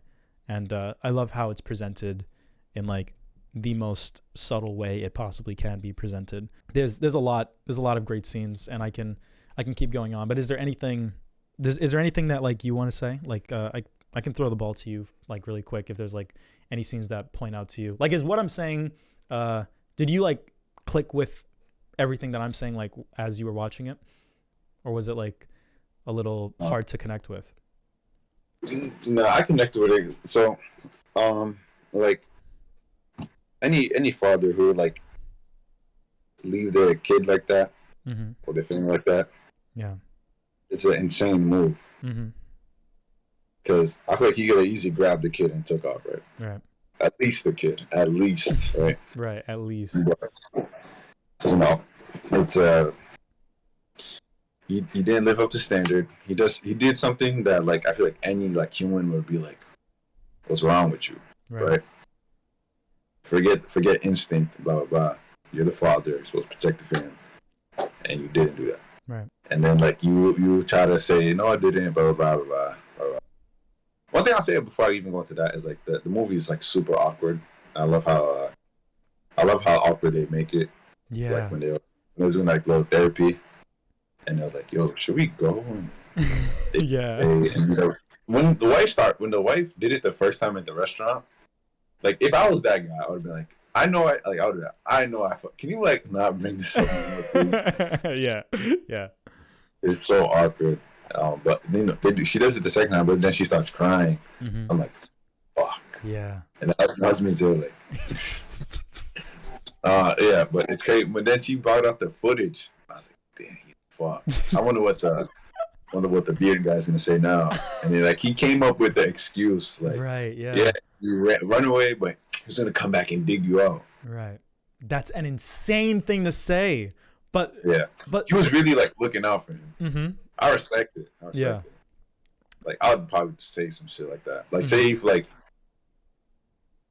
you cheated on a girl and you got caught, I'd be like, nah, it's because Ali like he wasn't. I don't think he was just being nice. I think he really meant that because I don't think he meant that at all. Well, when he walks out, he's not like the girl's asking him like, oh, would you save me? And then he gets like so tilted because like deep down she's like punching a nerve where like deep down he would have done the same thing that the guy did, because I don't think so. You don't think so?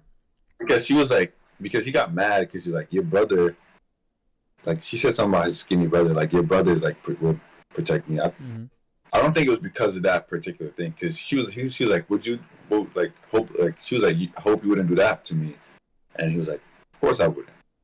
Then like that's when she was like, well, your brother, she was joking like your brother would, and that's when he got mad. I don't think it had nothing to do with the thing. I think he was really like reaching out trying to save this guy, right?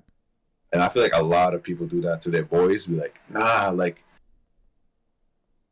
Ali didn't cheat on you. What really happened was like he got like he was drunk Right. and like I like Mhm. you know he tried to just save him because I feel like no reasonable. I've never even thought of it. I don't think no reasonable person would just be like came to dig you out after you died, like after you got froze to that. But that's why I interpret it. I feel like he was like trying to just save him, but because clearly like it's like they just saw he abandoned his family. He's like, oh, he came to dig you out. He came to dig you out. Right. Yeah. That's what I saw. Right? Mm-hmm. But yeah, then I would like, and then when he got mad, I felt him too, because like it was like so like it was so like, and the females do that, right? Yeah, they They'd do. be like, Yes. they'd be like, well, he blah blah blah would have did this, and it's like blah blah, like he would do that. That guy, the guy who fucking did blah blah blah blah. You think he would do that in this situation? Right. Yeah. I would do the same. I'll say the same thing. Mm-hmm. I feel like I've been put in that situation before. Where it was like, Yes, I have been too. Yeah. and it's like the shorty's just bullshitting. Like she didn't mean it, and she's like trying to get him mad. And it's called it like they call it a shit test when shorty's like they give you shit to see how you respond. And it's like she gave him shit, and he started like he got mad, and the shorty like in real life like you're supposed to like handle that differently. You're supposed to be like, oh yeah, like you're supposed to not take it serious, right? But like he got mad over it, and I feel like most people get mad in that situation, right? Right. But yeah, they call it like a shit test when like a shorty say some bullshit to you and be like, Ali, you look nice for a Brock nigga. Yeah. You know, I can give you a fucking example. One day I was at a party and a girl came up to me. She was eyeing me before, and I was kind of eyeing her back. But she came up to me. The first thing she said was like, "I like your shoes. Are they fake?" Clearly giving me shit, and I just laughed it off like, "Ha, yeah, they're fake," right? And then like I continued the conversation after that. But I feel like if I was like, "They're fake. They're not fake. I don't buy fake shoes," she'd be like, "This guy's a fucking he's kind of like a pussy, right?" Right. So I feel like he got mad, which is fair. Cause I would get mad. Like in that one, I would be like, well, "What the fuck are you talking about?" Right? Mm-hmm. I wouldn't have been you, but yeah, he got mad at that. And then the next one, she was like, "Well," he's like, "I take care of my family." He's like, "Well, where's your family now?" I was like, "Fuck." He's like, I understand him getting mad at that. It's like, first off, I'm taking you out on this trip, and how can you even say that, right? Mm-hmm. But then she was like, "Yeah, like, where's your kids now?" Like, and he got really frustrated. I can completely understand that, but I made that connection because the shit, because that kind of happened to me too in real life, not like with the kids thing, but like shit tests like that. Yeah, the way he handles it. But when you look at the end of the movie and the dude like handles that whole situation like how it should be handled, and you look at him, he's like, and especially like you see that how he did the bus thing. I don't like. Then I really think he was reaching for the dig out thing. Of like, if he handled that way, I don't think he would like try to dig out his family. So I feel like he was just like trying to save him in the moment. You know what I mean? I understand. I think the way I interpreted like the whole movie was that both of these guys were fucking up and deep down not really caring about their family, not really caring about like the females that they were with. And once they were confronted in these ways, they kind of came to terms with it by the end of the movie. And when push came to shove, you know, like there are times where like I have arguments on that level with people of just like, bro, do you really care about me? Not even with like girls, but sometimes just like with my mom or like a family member or even just like a friend. And, you know, there have been times where I've said crazy shit that's kind of exposed that I don't really care about certain people that I should care about. And then I feel so bad about it to the point where like all I can think about is caring about that person. And if the exact same situation happened again, I would do the polar opposite thing. And that's kind of what happens at the end of the movie where they, you know, they stop the bus and it's just like the analogy that he made where it's like, you know, would you run over people or would you da-da-da-da? And they like helped out. Both of them helped out, not faking it. Like, I think that was like genuine instinct on both of their part. And they both like grew as people from that. So that's that. I fuck with the ending a lot. because I think that the only reason they grew was because of the experience they had of like the girls like, you know, shit checking them. And personally, I feel like I do need to be shit checked. And I feel like if I'm mad at all, not whether I show it, but just personally, I feel like sometimes in certain situations, it's a problem that I get tilted. And I have to ask myself, if I truly cared about her, why would I be upset? Like, why am I shook if there's nothing to be shook about? If like I do genuinely care, you know, then there should be nothing for her to worry about and nothing for me to worry about. And I feel like by the end of this movie, both of the dudes kind of understand that. And I love, I'm sorry, I kind of did like a little ramble. I forgot like what you said and how I was like responding to it and the point that I was trying to make. I see what you're saying. Cause I see it way different. Cause Yeah. I don't think the beard guy did anything wrong in the whole movie. Mm-hmm. He didn't fuck up one time. Like he didn't like. I feel like he didn't do nothing. When it came down to it, he was riding out for his boy. He was like making bullshit excuses for his boy to make him look less, or like to try to make him look more of a man because he's already down in the dumps. Yeah. So he tried to make him look a little better, right? Because that's something I would do. But he didn't do nothing wrong because even if he didn't care about the girl or not, like he took this girl on a trip, which looked expensive. He has to give some type of shit, right? Like maybe he's just trying to get pussy. Maybe that's how you can get pussy, but you don't have to take a girl on an expensive trip to get pussy. Right.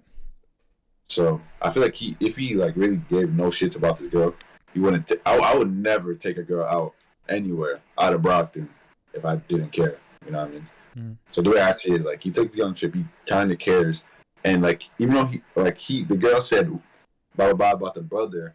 When it came to shove at the bus, he's the one who took control of the entire scene, calmed everyone down, and handled the scene properly. So I feel like he not only like it was the man that he said he kind of was. Because he said like I'm not the type of guy to do that. And when it came, he's like he did it. And like even the MC, like he didn't like take control of the situation, but even though he was helping, it was that guy who got everyone to like shut up. Right. Not panic. So I feel like he was the opposite of the main character because he was that guy, and the main character wasn't. And even in the end, when they're walking, like his wife went to that guy to carry his daughter or his son. Daughter, it was a daughter. Yeah. Like instead of going to the husband, he's like she went to the more macho guy. Right. Like, yo, carry my daughter. Right. So that's how I saw it. You didn't do nothing wrong. Yeah, I understand that perspective. That makes sense. But I like the ending as well because the mom, when push came to shove again, the mom abandoned her family off the bus, right? The main mom. The main mom. Yeah, she got off the bus first, and like just left the family in the bus. Yeah. And then like at the end. When the main character's walking, I feel like he's kind of like smirking. He's like, she did the same thing I did. Yeah. Right. Yeah. And then, yeah. And like I said, like she even though she did something wrong, she was like, let me get the more macho guy to carry my daughter. Right. Yeah. I guess we saw it different. Yeah. Plus, you know, like, yeah. Go ahead. I think I'm bringing something. Yeah, I don't want to like go too back and forth on this, but I do really understand where you're coming from, and I do completely get that. But to kind of just one more thing to reinforce like my point of view, I have quite literally been in that situation where like a friend of mine is like cheating on his girl, and they like ask a question that like prods at like, you know, a potential thing. And I do strongly believe in like I die for like honesty is the best policy. Don't be fucking lying to people. Don't hurt anybody's feelings, because I don't want anyone to do that to me. I don't want to do that to anybody else. In that moment, my gut instinct is to tell the girl. Like, there's a part of me that's like, I want to tell her. Obviously, I don't, and I like play with the lie as well. But I feel extremely bad about playing with the lie, and I feel like if the dude in the movie felt bad about it, like playing with the lie, then maybe he would have like immediately told the girl like right after.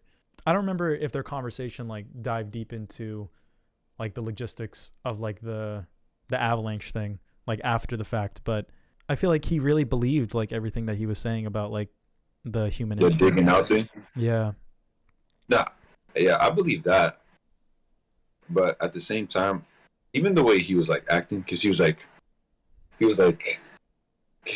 no, because you know, like how like when people would run, it's like save themselves, right? And then they'll come back to come dig you out. Like, you know what I'm saying? I feel like he was talking like that. It wasn't like, no, because he ran to like save himself to come save you. It was kind of like, nah, like he went to leave and then come back. Yeah. So like the way I like saw it, I was like, plus I don't feel like no reasonable man say that. Yeah. I feel like he's really like, because me personally, if you cheated on your girl and it's like, Manny, blah blah blah blah blah, I'll really be like, yo, Ali, like in my eyes, I didn't see it as cheating, because I would look out for you. So I feel like he looked out for his boy. Yeah. So that's the way I saw it. Yeah. What did you think about the girl, like the girl that was like cheating on her husband and stuff, like her staying on the bus?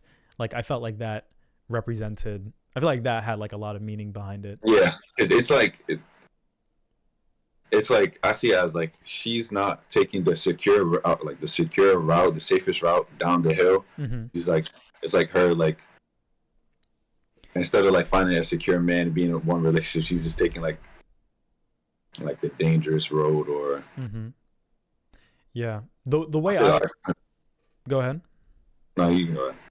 The way I was seeing that was like, you know, when it comes to like, you know, the entire movie, the dude's like lying to himself, being like no, like I don't have to, you know, he's lying to himself, saying that he cares about them when like deep down he doesn't, right?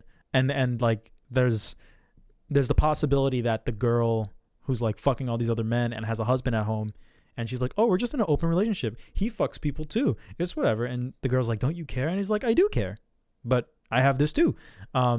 It feels like that's kind of representation, like her staying on the bus and being like, yeah, I got this. It's exactly like the arc that the dude went through in the movie, but she's like still going through it. Like she didn't have like the arc that like the other two characters had, that I felt like they had. And I feel like her staying on there is showing that this character is still kind of quote unquote being dishonest with herself. And if I'm being really honest, I'm very mixed on that, because maybe this is, once again, bro, maybe this is like me lying to myself. Like, even though I just watched an artsy movie kind of like directly telling me that this is wrong, but like I'm not, I like the idea of like being able to fuck other people like while I'm in a relationship. That sounds like really nice to me. So the movie kind of communicating that might be bad, bro. You might be lying to yourself. It hits a chord in me, because I don't want to admit that, but I do feel like that's what the movie is trying to say, at least. But the movie was extremely well shot, and I really enjoyed like the music they played, like that same song where it's like that I really fucked with that, like, you know, and it just got so stressful and anxiety inducing like as the days went on, and as they got like even more uncomfortable and shit. It was really, I really fucked with it. There's a lot to unpack from this movie. There's even more scenes, like then there's that part where he goes to like the club or whatever with like all those men like just like randomly screaming like, ah! And I feel like he went to the club because he wanted a distraction from all the bullshit that he was experiencing with his wife, and he wanted to like, you know, go and, I don't know, meet women or something. And then he goes and he just finds all these like animals, like these fucking men just acting like fools. And I feel like that was kind of the movie. That was like a artsy way of the movie being like, this is who you really are, bro. This is like deep down how you really act. If you're ashamed about this, like, you know, you can either join this party with all these fucking animals, or you can go back to your wife and try to figure this out. and then he goes back to his wife and tries to figure it out because that place was insane. It was crazy. And I love that scene. I love the way it was shot. It was, and that was like part of the dark comedy. Like I thought it was like funny. I was like, oh my God, like this is such a interesting way to convey that to the audience. Yeah. And there's other stuff like, I don't know how to go ahead. He like saves the mom at the end. That's exactly what I was going to talk about. Yeah. I don't really know how to interpret that because tell me what you think. The way I see it, because I know you're saying like he's lying the whole movie. The way I see it is like he fucked up that one time, and even though he's like lying about like fucking it up, like I feel like he's not like the guys in the club. He just fucked up that one time, right. And now like he looks like that guy. But like again, when it came down to when he had another chance, like he did save the day. He did the manly thing, right? Yeah. And not only did that like prove it to his wife, but it's like he like reassured himself. He's like, yeah, I'm not. I did fuck up that one time, but I'm not that guy. So right. I think that scene is like it's scary, right? The scene sets it up to like, well, the guy fucked up with his family before. He might fuck up here and leave his kids, right? Right. So you get scared for the kids, but he doesn't. It was a relief because I was actually scared because I was like, bro, if he fucks up again, right? He'd be insane. Yeah. But he comes back. He proves to the family like dad's a hero. Mm-hmm. The wife's like, yeah, maybe he did just fuck it one time. Yeah. And that's how I see it, because like I feel like if you think he's just like that guy in the club, right, then the scene wouldn't really like, right. Really like. I feel like at the time of that part, he's trying it's like the balance of like trying to be like an annoying fuckboy and like being like a loving husband. And right after that scene is like that big scene where he like cries and like he hugs the family. And I think that scene is what kind of pushes him into the mentality where he does decide to save his wife and he does decide. So I think he's lying to himself like before that, and he's like going through the struggle of like, oh my God, I can't believe I did this horrible thing and I ran away and I didn't save my kids at the avalanche. And then when he has that big cry and he kind of like accepts the fact that he did this awful thing, he's not going to do it again because he's grown from that, and that's how he saves his wife, and that's how he handled the bus situation, because of the arc that he went through in the entire movie. That's at least how I felt in both of those moments. And I love the line at the end of the movie when the guy like he's like, do you want a cigarette? And he's like, no, I'm okay. And he says, no, I'm okay, because that's usually what like a dad would say. That's like one who's trying to be like a good father and and like play the part. And then he was like, you know what, just give me the cigarette, bro. And he's like, okay. And he smokes a cigarette, and the son's like, Dad, you smoke? And he's like, yeah, I do smoke. And it's him.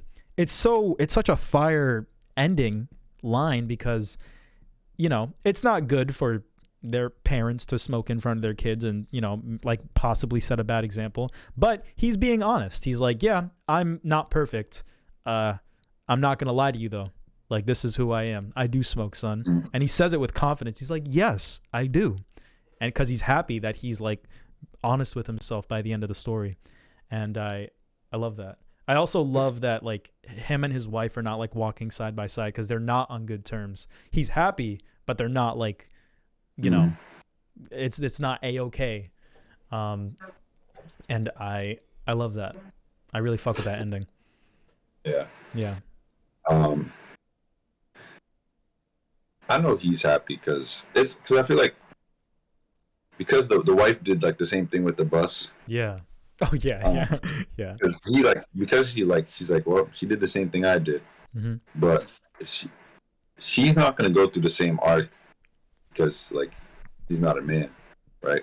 She probably doesn't realize what she did, right? Yeah, in the same way, yeah. She's like not instinctively like she's not instinctively like that. So, but it was like I feel like he's like probably later down when they get in another argument, she's gonna be like, "Well, you did the same thing on the bus." Right. Yeah. Yeah. But yeah, I do like the ending. The shot when they're all walking down is like so fun. Yeah, and it's even like from what I saw this myself. Like even though like he's not like like throughout the whole show he's like he did the avalanche thing, but like now it's like you see him in front leading the charge of all the people. I know, that's so beautiful. I think I love what that represents, you know. I agree. That's so fire. Yeah. I really enjoyed that. Yeah. So yeah. I really feel like he fucked up that one time. But I don't feel like I just feel like he fucked up that one time and he lied, but then he came to terms, had to cry. Yeah. But then he proved himself like twice. So. Yeah. I feel the exact same way. Really fucked with this movie. I'm glad that you watched it. I'm glad that we watched it. It was fucking good. I enjoyed it a lot. There's an American remake of this movie with Will Ferrell and the girl from Seinfeld. Were you aware of that? Yeah. Yeah. And on like IMDb, it's like a 4.9. On Letterboxd, it's like that's another like movie review site. It's like a 2.3 out of 5 like average rating. People fucking hate that. And I rewatched it for this thing, and it is really bad.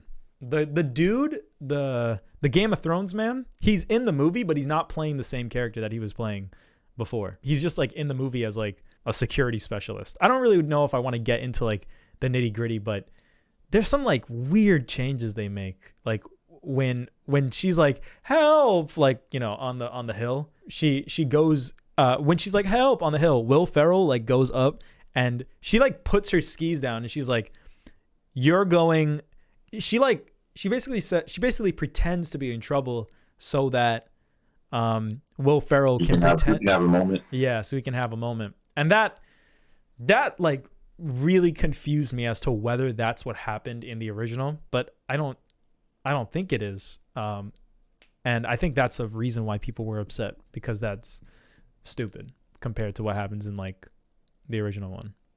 That is stupid. Yeah. And yeah.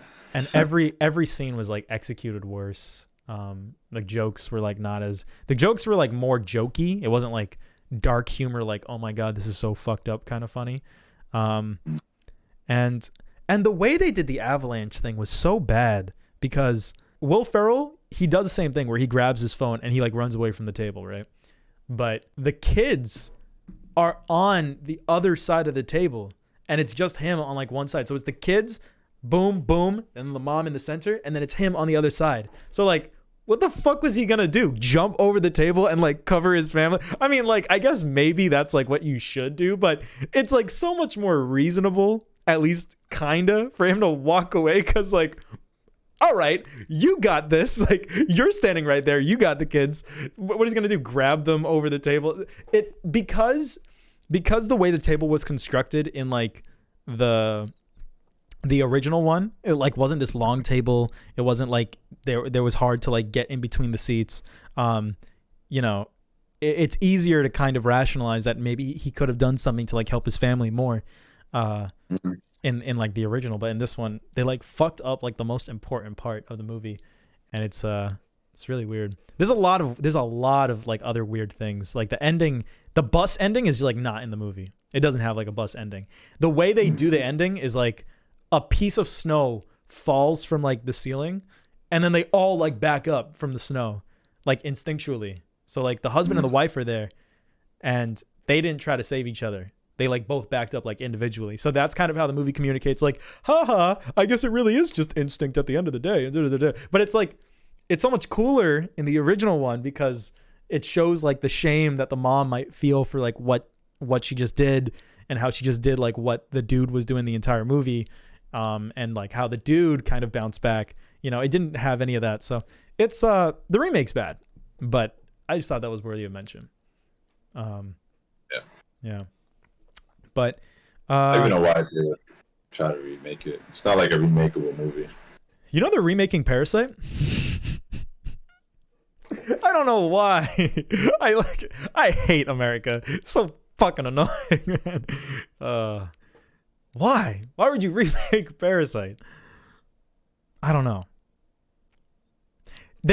Sometimes they see I think the reason why there's like remakes so much is because they see a remake and they're like, niggas do not want to watch this because it's subtitled and in a different language. There's a lot of people like that where they don't like to watch stuff in different languages. And I do understand that because I used to be that person at one point. So they're like, okay, well, let's make an English version. Let's just do the same thing in English. Let's take this idea from a different country. Let's do the same thing in English. And then they fuck it up somehow, like almost all the time, especially like the Asian stuff, Dragon Ball Evolution. Fucking, oh man.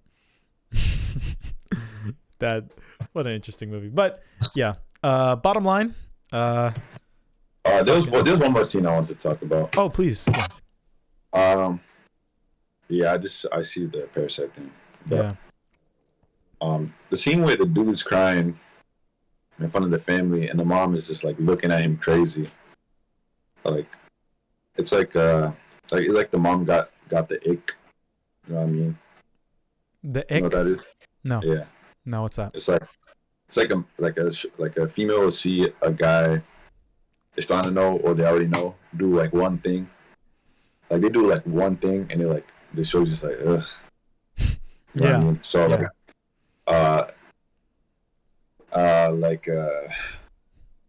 I had a perfect example. I just lost it, but that's okay. I like the way they portrayed that because like me like I learned not to cry in front of a girl, kind of the hard way. Yeah. So I learned that like the hard way. So seeing the dude cry, even though like he's crying for like valid reasons because he lost all like manlyhood, right? He's crying for a valid reason, and when he's crying, you feel him, right? And when he's crying, and like he's crying for something so valid, and the girl's just like, ugh. Like I don't. Yeah, and she like doesn't. The kid's like, Mom, what are you doing? Yeah. She's like, yeah. You can tell she's like disgusted, right? Mm-hmm. Yeah. And it's like, I made that connection to real life because I just know like I'm not gonna say about every girl, but like most shorties, like if you cry in front of them, say you have an argument and you start crying and they're not crying, it's like to their eyes it's like a bad look. Right. Yeah. It's like, why the fuck you crying, right? Mm-hmm. And I see like the girl, even though like the guy, like I said, he's crying for valid reason, she was like, why the fuck is this guy crying? What a pussy. And she didn't even want to console him. She's just like, even when the kids joined, I was so happy when the kids joined. Yeah. Right. Yeah. I was like, because like she should have been doing what the kids did way before, right? Right. Yeah. Like, I like the way the movie does it. Yeah. It's like she's like kind of like falling out of love with him right there. Mm-hmm. That's like the vibe I was getting. Right. I really love that scene. Yeah, I'm not a female, but I do kind of understand where she's coming from based on what the dude did and based on like her perspective. So I get it, but I also understand as a guy how it can be frustrating to pour your heart out and then there'd be like, shut up, nigga. Like I know that. I know both of those feelings, and it's complicated. I feel like this movie doesn't take sides. I feel like this movie shows both ends of like a girl and a guy and like the expectations that's on both of them very well. It doesn't discriminate. A lot of it's like the mom is supposed to be like the caring one, but she's not caring for this nigga. Yeah. The dude's supposed to be the manly one. He's not manly to the end. Yeah. And like the mom abandons the family, but she doesn't even acknowledge it because it's not her gender role. Right. Yeah, man. It's so interesting. I love it. It was great. It was great. Yeah, I'm gonna give. Did you look up what force majeure meant? Like what the title was? Yeah.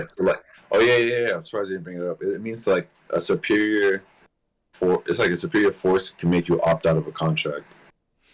Something like that. Yeah, something like that. That's like in basic terms, very basic terms. Yeah. I remember reading it and being like, "Oh wow, that's just like the movie." Yeah, it is just like the movie. Yeah. Like fire title. She started panicking on the bus, so she opted out the bus. Yeah. Yeah. To opt out the avalanche.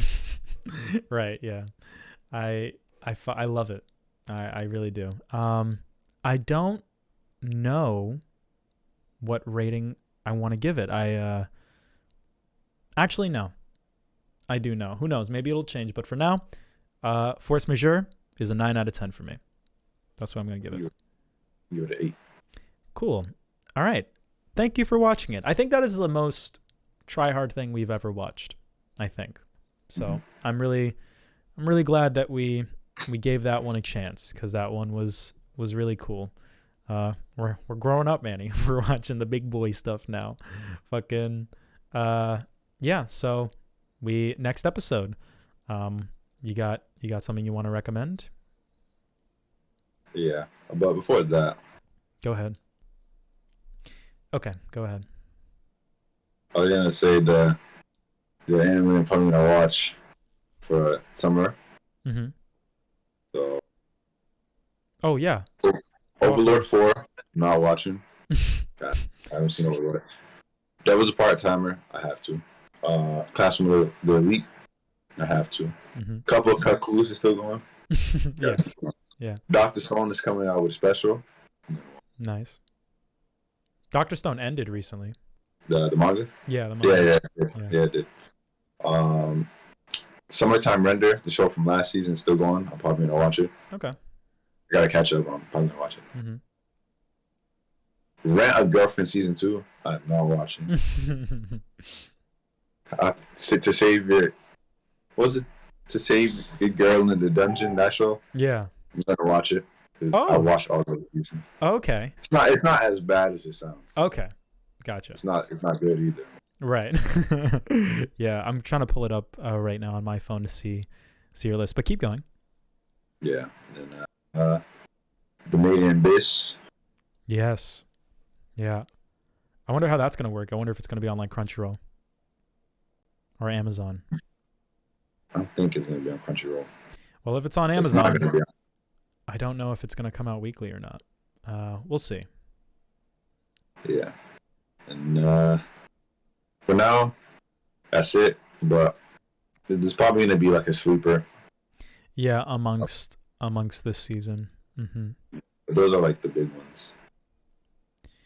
Yeah. I'm just looking through it right now. Give me a second. Cyberpunk Edge Runners. That's coming out as well. That's gonna come out like all at the same time though. So there's that next season, and we'll definitely talk about that. And then I'm just looking through like the other ones. The One Piece movie comes out, which I'm very excited for. That's gonna be cool. There's a Sword Art Online movie. They make so many Sword Art Online movies. Like you don't seem very interested in those though.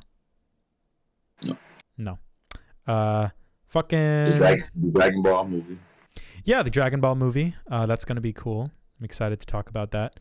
That'll be coming out for us. I guess technically on my anime list, it's listed as like last season and stuff because it didn't release here. But yeah, summer 2022. It's gonna be good. I think fall is when like shit really kicks off. Like there's a lot of stuff coming back, like in fall. Fucking, I think that's when Bleach comes back. Bleach. That's when Spy Family starts up again. Spy Family, My Hero, Mob Psycho. To Your Eternity, season 2, I think. JoJo's gonna be done. Not done. You think JoJo's gonna be done with? Yeah. No, like promotion. Yeah. Uzumaki got delayed. It was supposed to come out that season, but it got delayed, and they were like, guys, we want this to be perfect. And I'm just like, bro, take all the time you need, bro. I'm so excited for this shit. Like, oh my god, Uzumaki's gonna be good. Urusei Yatsura comes out in fall, which I'm really excited for. I'm really excited for people that have never seen Urusei Yatsura to experience it. It's gonna be different. It's not gonna be the same, but It's still gonna be Urusei Yatsura, so it's still gonna be like somewhat decent. And yeah, that's all the stuff. Do you have like a number one anticipated thing? I mean, fucking. There's also the Makoto Shinkai movie that's coming out this year, but is there like number one on your list that you're looking forward to? Bleach. Is there number one list? Say again. You're saying is there number one? Yeah. I'm looking forward to? Yeah. Dragon Ball. Dragon Ball. Cool. What? It wasn't Dragon Ball. What's mine? Then it'll probably be like JoJo, Bleach. Mm-hmm. I'm very interested in Bleach. I don't know if I'm gonna watch it or how I'm gonna watch it, but I want to kind of experience it. Yeah. Definitely. I was gonna say too. I'll put it on my mind. I was gonna say. I remember you was talking about like Love is War, not getting like draining, right? Right. And, I was gonna bring it up, but like we started the convo, but I gotta add the fact that I seen every season when it was airing, so I didn't watch it like back to back. So. True. Okay, I'll definitely take that into account. I'm happy that you said that. That makes sense. Okay. Yeah, I'm gonna watch Spy Family weekly. I think I'm gonna enjoy it a lot weekly. I was watching the show and I'm like, dude, this would be so fun to like tune in every week, see the adventures of the Forgers. I didn't mention it, but the dress that Yor wears, like the red one, when she's just like in the house chilling and her back is like exposed, I'm like, oh, she's a cartoon character, but whoo, she's very nice. I like her. She's beautiful. So, you want to get into the recommendations? This was pretty snappy, man. This was like a 2-hour episode. Got through it pretty quick. I like it. I know this is kind of unrelated. Did you watch like any of the Channel 5 like YouTube videos since then? Since I our did. last? You did? I forgot which ones I saw. Though. Oh, okay. I saw the Ukraine one, and then I saw the NRA one. Oh wow. Yeah. What? Yeah, I don't even. He made a video today. Yeah, it was. I saw that one too. It was on the abortion stuff, and I know we talk about these things a lot, but I feel like this is something that I'm interested to hear what you have to say. Do you have anything to say about it? You don't. I really don't have anything to say. Yeah, I know. I really don't know. I don't know either. You know, one thing like on StockX, I don't know if it was a meme. It was like they had Plan Bs going for like $1,000. That's extremely funny. That's really funny. That was great. That was really great. Yeah. Yeah. So one thing I'm doing now, like because I don't want to get backtracked, I start like rating whatever you're talking about, like at the end of the episodes, like when we're talking now. Mm-hmm. And I can't like on the list. Like I'm not going to put like the anime movies on the movie list. Right. And hold on. And I can't like on my list, the anime one, I always put like the bag of popcorn to the movie. Right. I can't do that on the fucking laptop. Yeah. But what do you think about the list, the movie list? I'm happy that you're making one. I didn't really analyze like everything, but I'm just happy. I saw that you had Goodfellas at number 1, and that was like something that I didn't know. I think you said before that you said it was like your favorite movie, but we never talk about it. So that was definitely a surprise. I didn't really look at your list in terms of a lot of it was like things we talked about. Like I saw Memento was like very high. But I was more interested in the ones that you hadn't seen and that you wanted to see. I was happy to see Lord of the Rings on there because I'd love to talk about that. And then, but tell me, I don't know, tell me anything that you think is worthy of mention. Like when it comes to the stuff that you want to watch or the stuff that is on your list that we haven't talked about, or do you want me to just look at it? Nah. What I want to watch La Haine, French movie, and the Black Swan guy is in that movie. Is in it, but he's in it, but he didn't make it. He's in it. Spell it? Can you spell it? The creepy ballet dancer. It's La Haine. It's LAHAINE. This is not even on my watch list. Oh, you meant the actor, not the director. Okay. Yeah. Okay. I was very confused.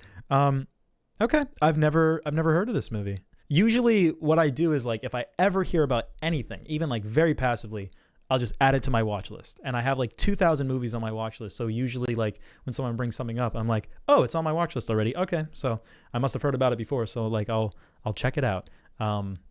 But this is cool. I've never heard about this. I'm excited. Yeah. I had like the must watches. The Shawshank Redemption. I never heard about the movie, but I see a #1 night movie. So yeah, we gotta watch. I want. Yeah. I want the Casino. Like, you know, I have the list, and I sent it to you, right? Yes, you did. Yeah. Yes. You know, I have the list. Like, there's definitely like 5 that like I want to see like immediately. You know. Do you want to say them or do you want to keep them a surprise? Please keep it for a surprise. Okay. But next, for me, next is Haine. Oh, that's the next one. Okay, cool. Well, I just saw Akira, and we could talk about that if you're interested. I honestly, I love Akira, but I'm tempted to recommend something else because we can only pick one. I don't know if you want to like watch 3 movies in such a short amount of time. And there's other things that I'm like itching to recommend. Yeah. Just recommend the other thing, and then like if I get to Akira, I'll get to it. I do want to rewatch. Cool. Well, I'll recommend another thing. Give me 1 second because I wasn't prepared to recommend another thing. So bear with me. Oh, this is that annoying part where I take too long to recommend something. Hurry up, motherfucker. Okay. No, okay, you know what? Fuck it. I'm gonna recommend the thing that's like itching on my mind. I'm gonna recommend a movie called Videodrome, directed by David Cronenberg from 1983. Oh, I'm so happy I remember this. I very passively, I didn't give it like my full undivided like attention, but when I was in the car, like I was listening to the Kendrick album. And I don't think I even listened to every song, but I listened to like the ones that would stand out to me casually. And the one that really like kind of stuck out to me was the one where he was arguing with like the girl. That was amazing. That was like one of the best songs I've ever heard. I don't know who the girl is, but she was doing such a good job at like, I don't even feel like she was acting. I don't even know if it was acting. She's an actor. Oh, she's an actor? Oh shit. Okay, that makes sense. Yeah, she was doing a great job because she was like rhyming and she was clearly reading a script because she was rhyming. But it wasn't clear that she was reading a script because of how good her performance was. I was like, are you reading anything? Are you just saying this? Are you going off the cuff? Because it was so natural and so like, so fucking good. I could never act that good. She portrayed it great. Like she did a lot of voice cracks and stuff. Yeah. She was literally like losing her voice. Like that wasn't even like intentional. Like I'm gonna voice crack at this part. Like that was just happening naturally. After a while. Really cool. Loved it. I like that song too. I don't even know the names of the songs because I was just listening to it like on autoplay. But yeah, I gotta listen to it more. I gotta check it out again. But I don't know. I watched reviews. I saw people talk about it, so I kind of understand the gist of like what he's saying and like what it means based on what other people said. And it sounds really cool. Hopefully I can get a bigger grasp of like what's going on in it as time goes on. Well, I guess that's it. I guess that's all we got. That was great. I love that. That was good. Very were you surprised when all of the things we watched were like relationship? Like I didn't notice anything you said it. Yeah. I was like, damn. Like these all like in a weird way tie into each other. Yeah, next episode's gonna be good too. I'm excited to talk about this stuff. All right. I guess that's it, Manny. Thank you once again, as always. We're coming up on like the 1 year like anniversary. It's very interesting. I know. We don't really have to do anything. I've been thinking about it, and I'm like, I don't know what to do. So we can just keep going as we're going and doing our thing. Just recommend whatever you want and do your stuff. Right. Yeah. All right, buddy. I appreciate you. Thank you so much for talking to me about movies that I wouldn't be able to talk about with anybody else. All right. I'm excited to watch this French movie. Yeah. Okay. The creepy ballet dancer. Nice. I'm excited. All right, buddy. Thank you very much. I'm gonna head out. I'm gonna go to bed, catch some Z's. All right. See ya, homie. All right, bro. Catch you later. All right, deuces.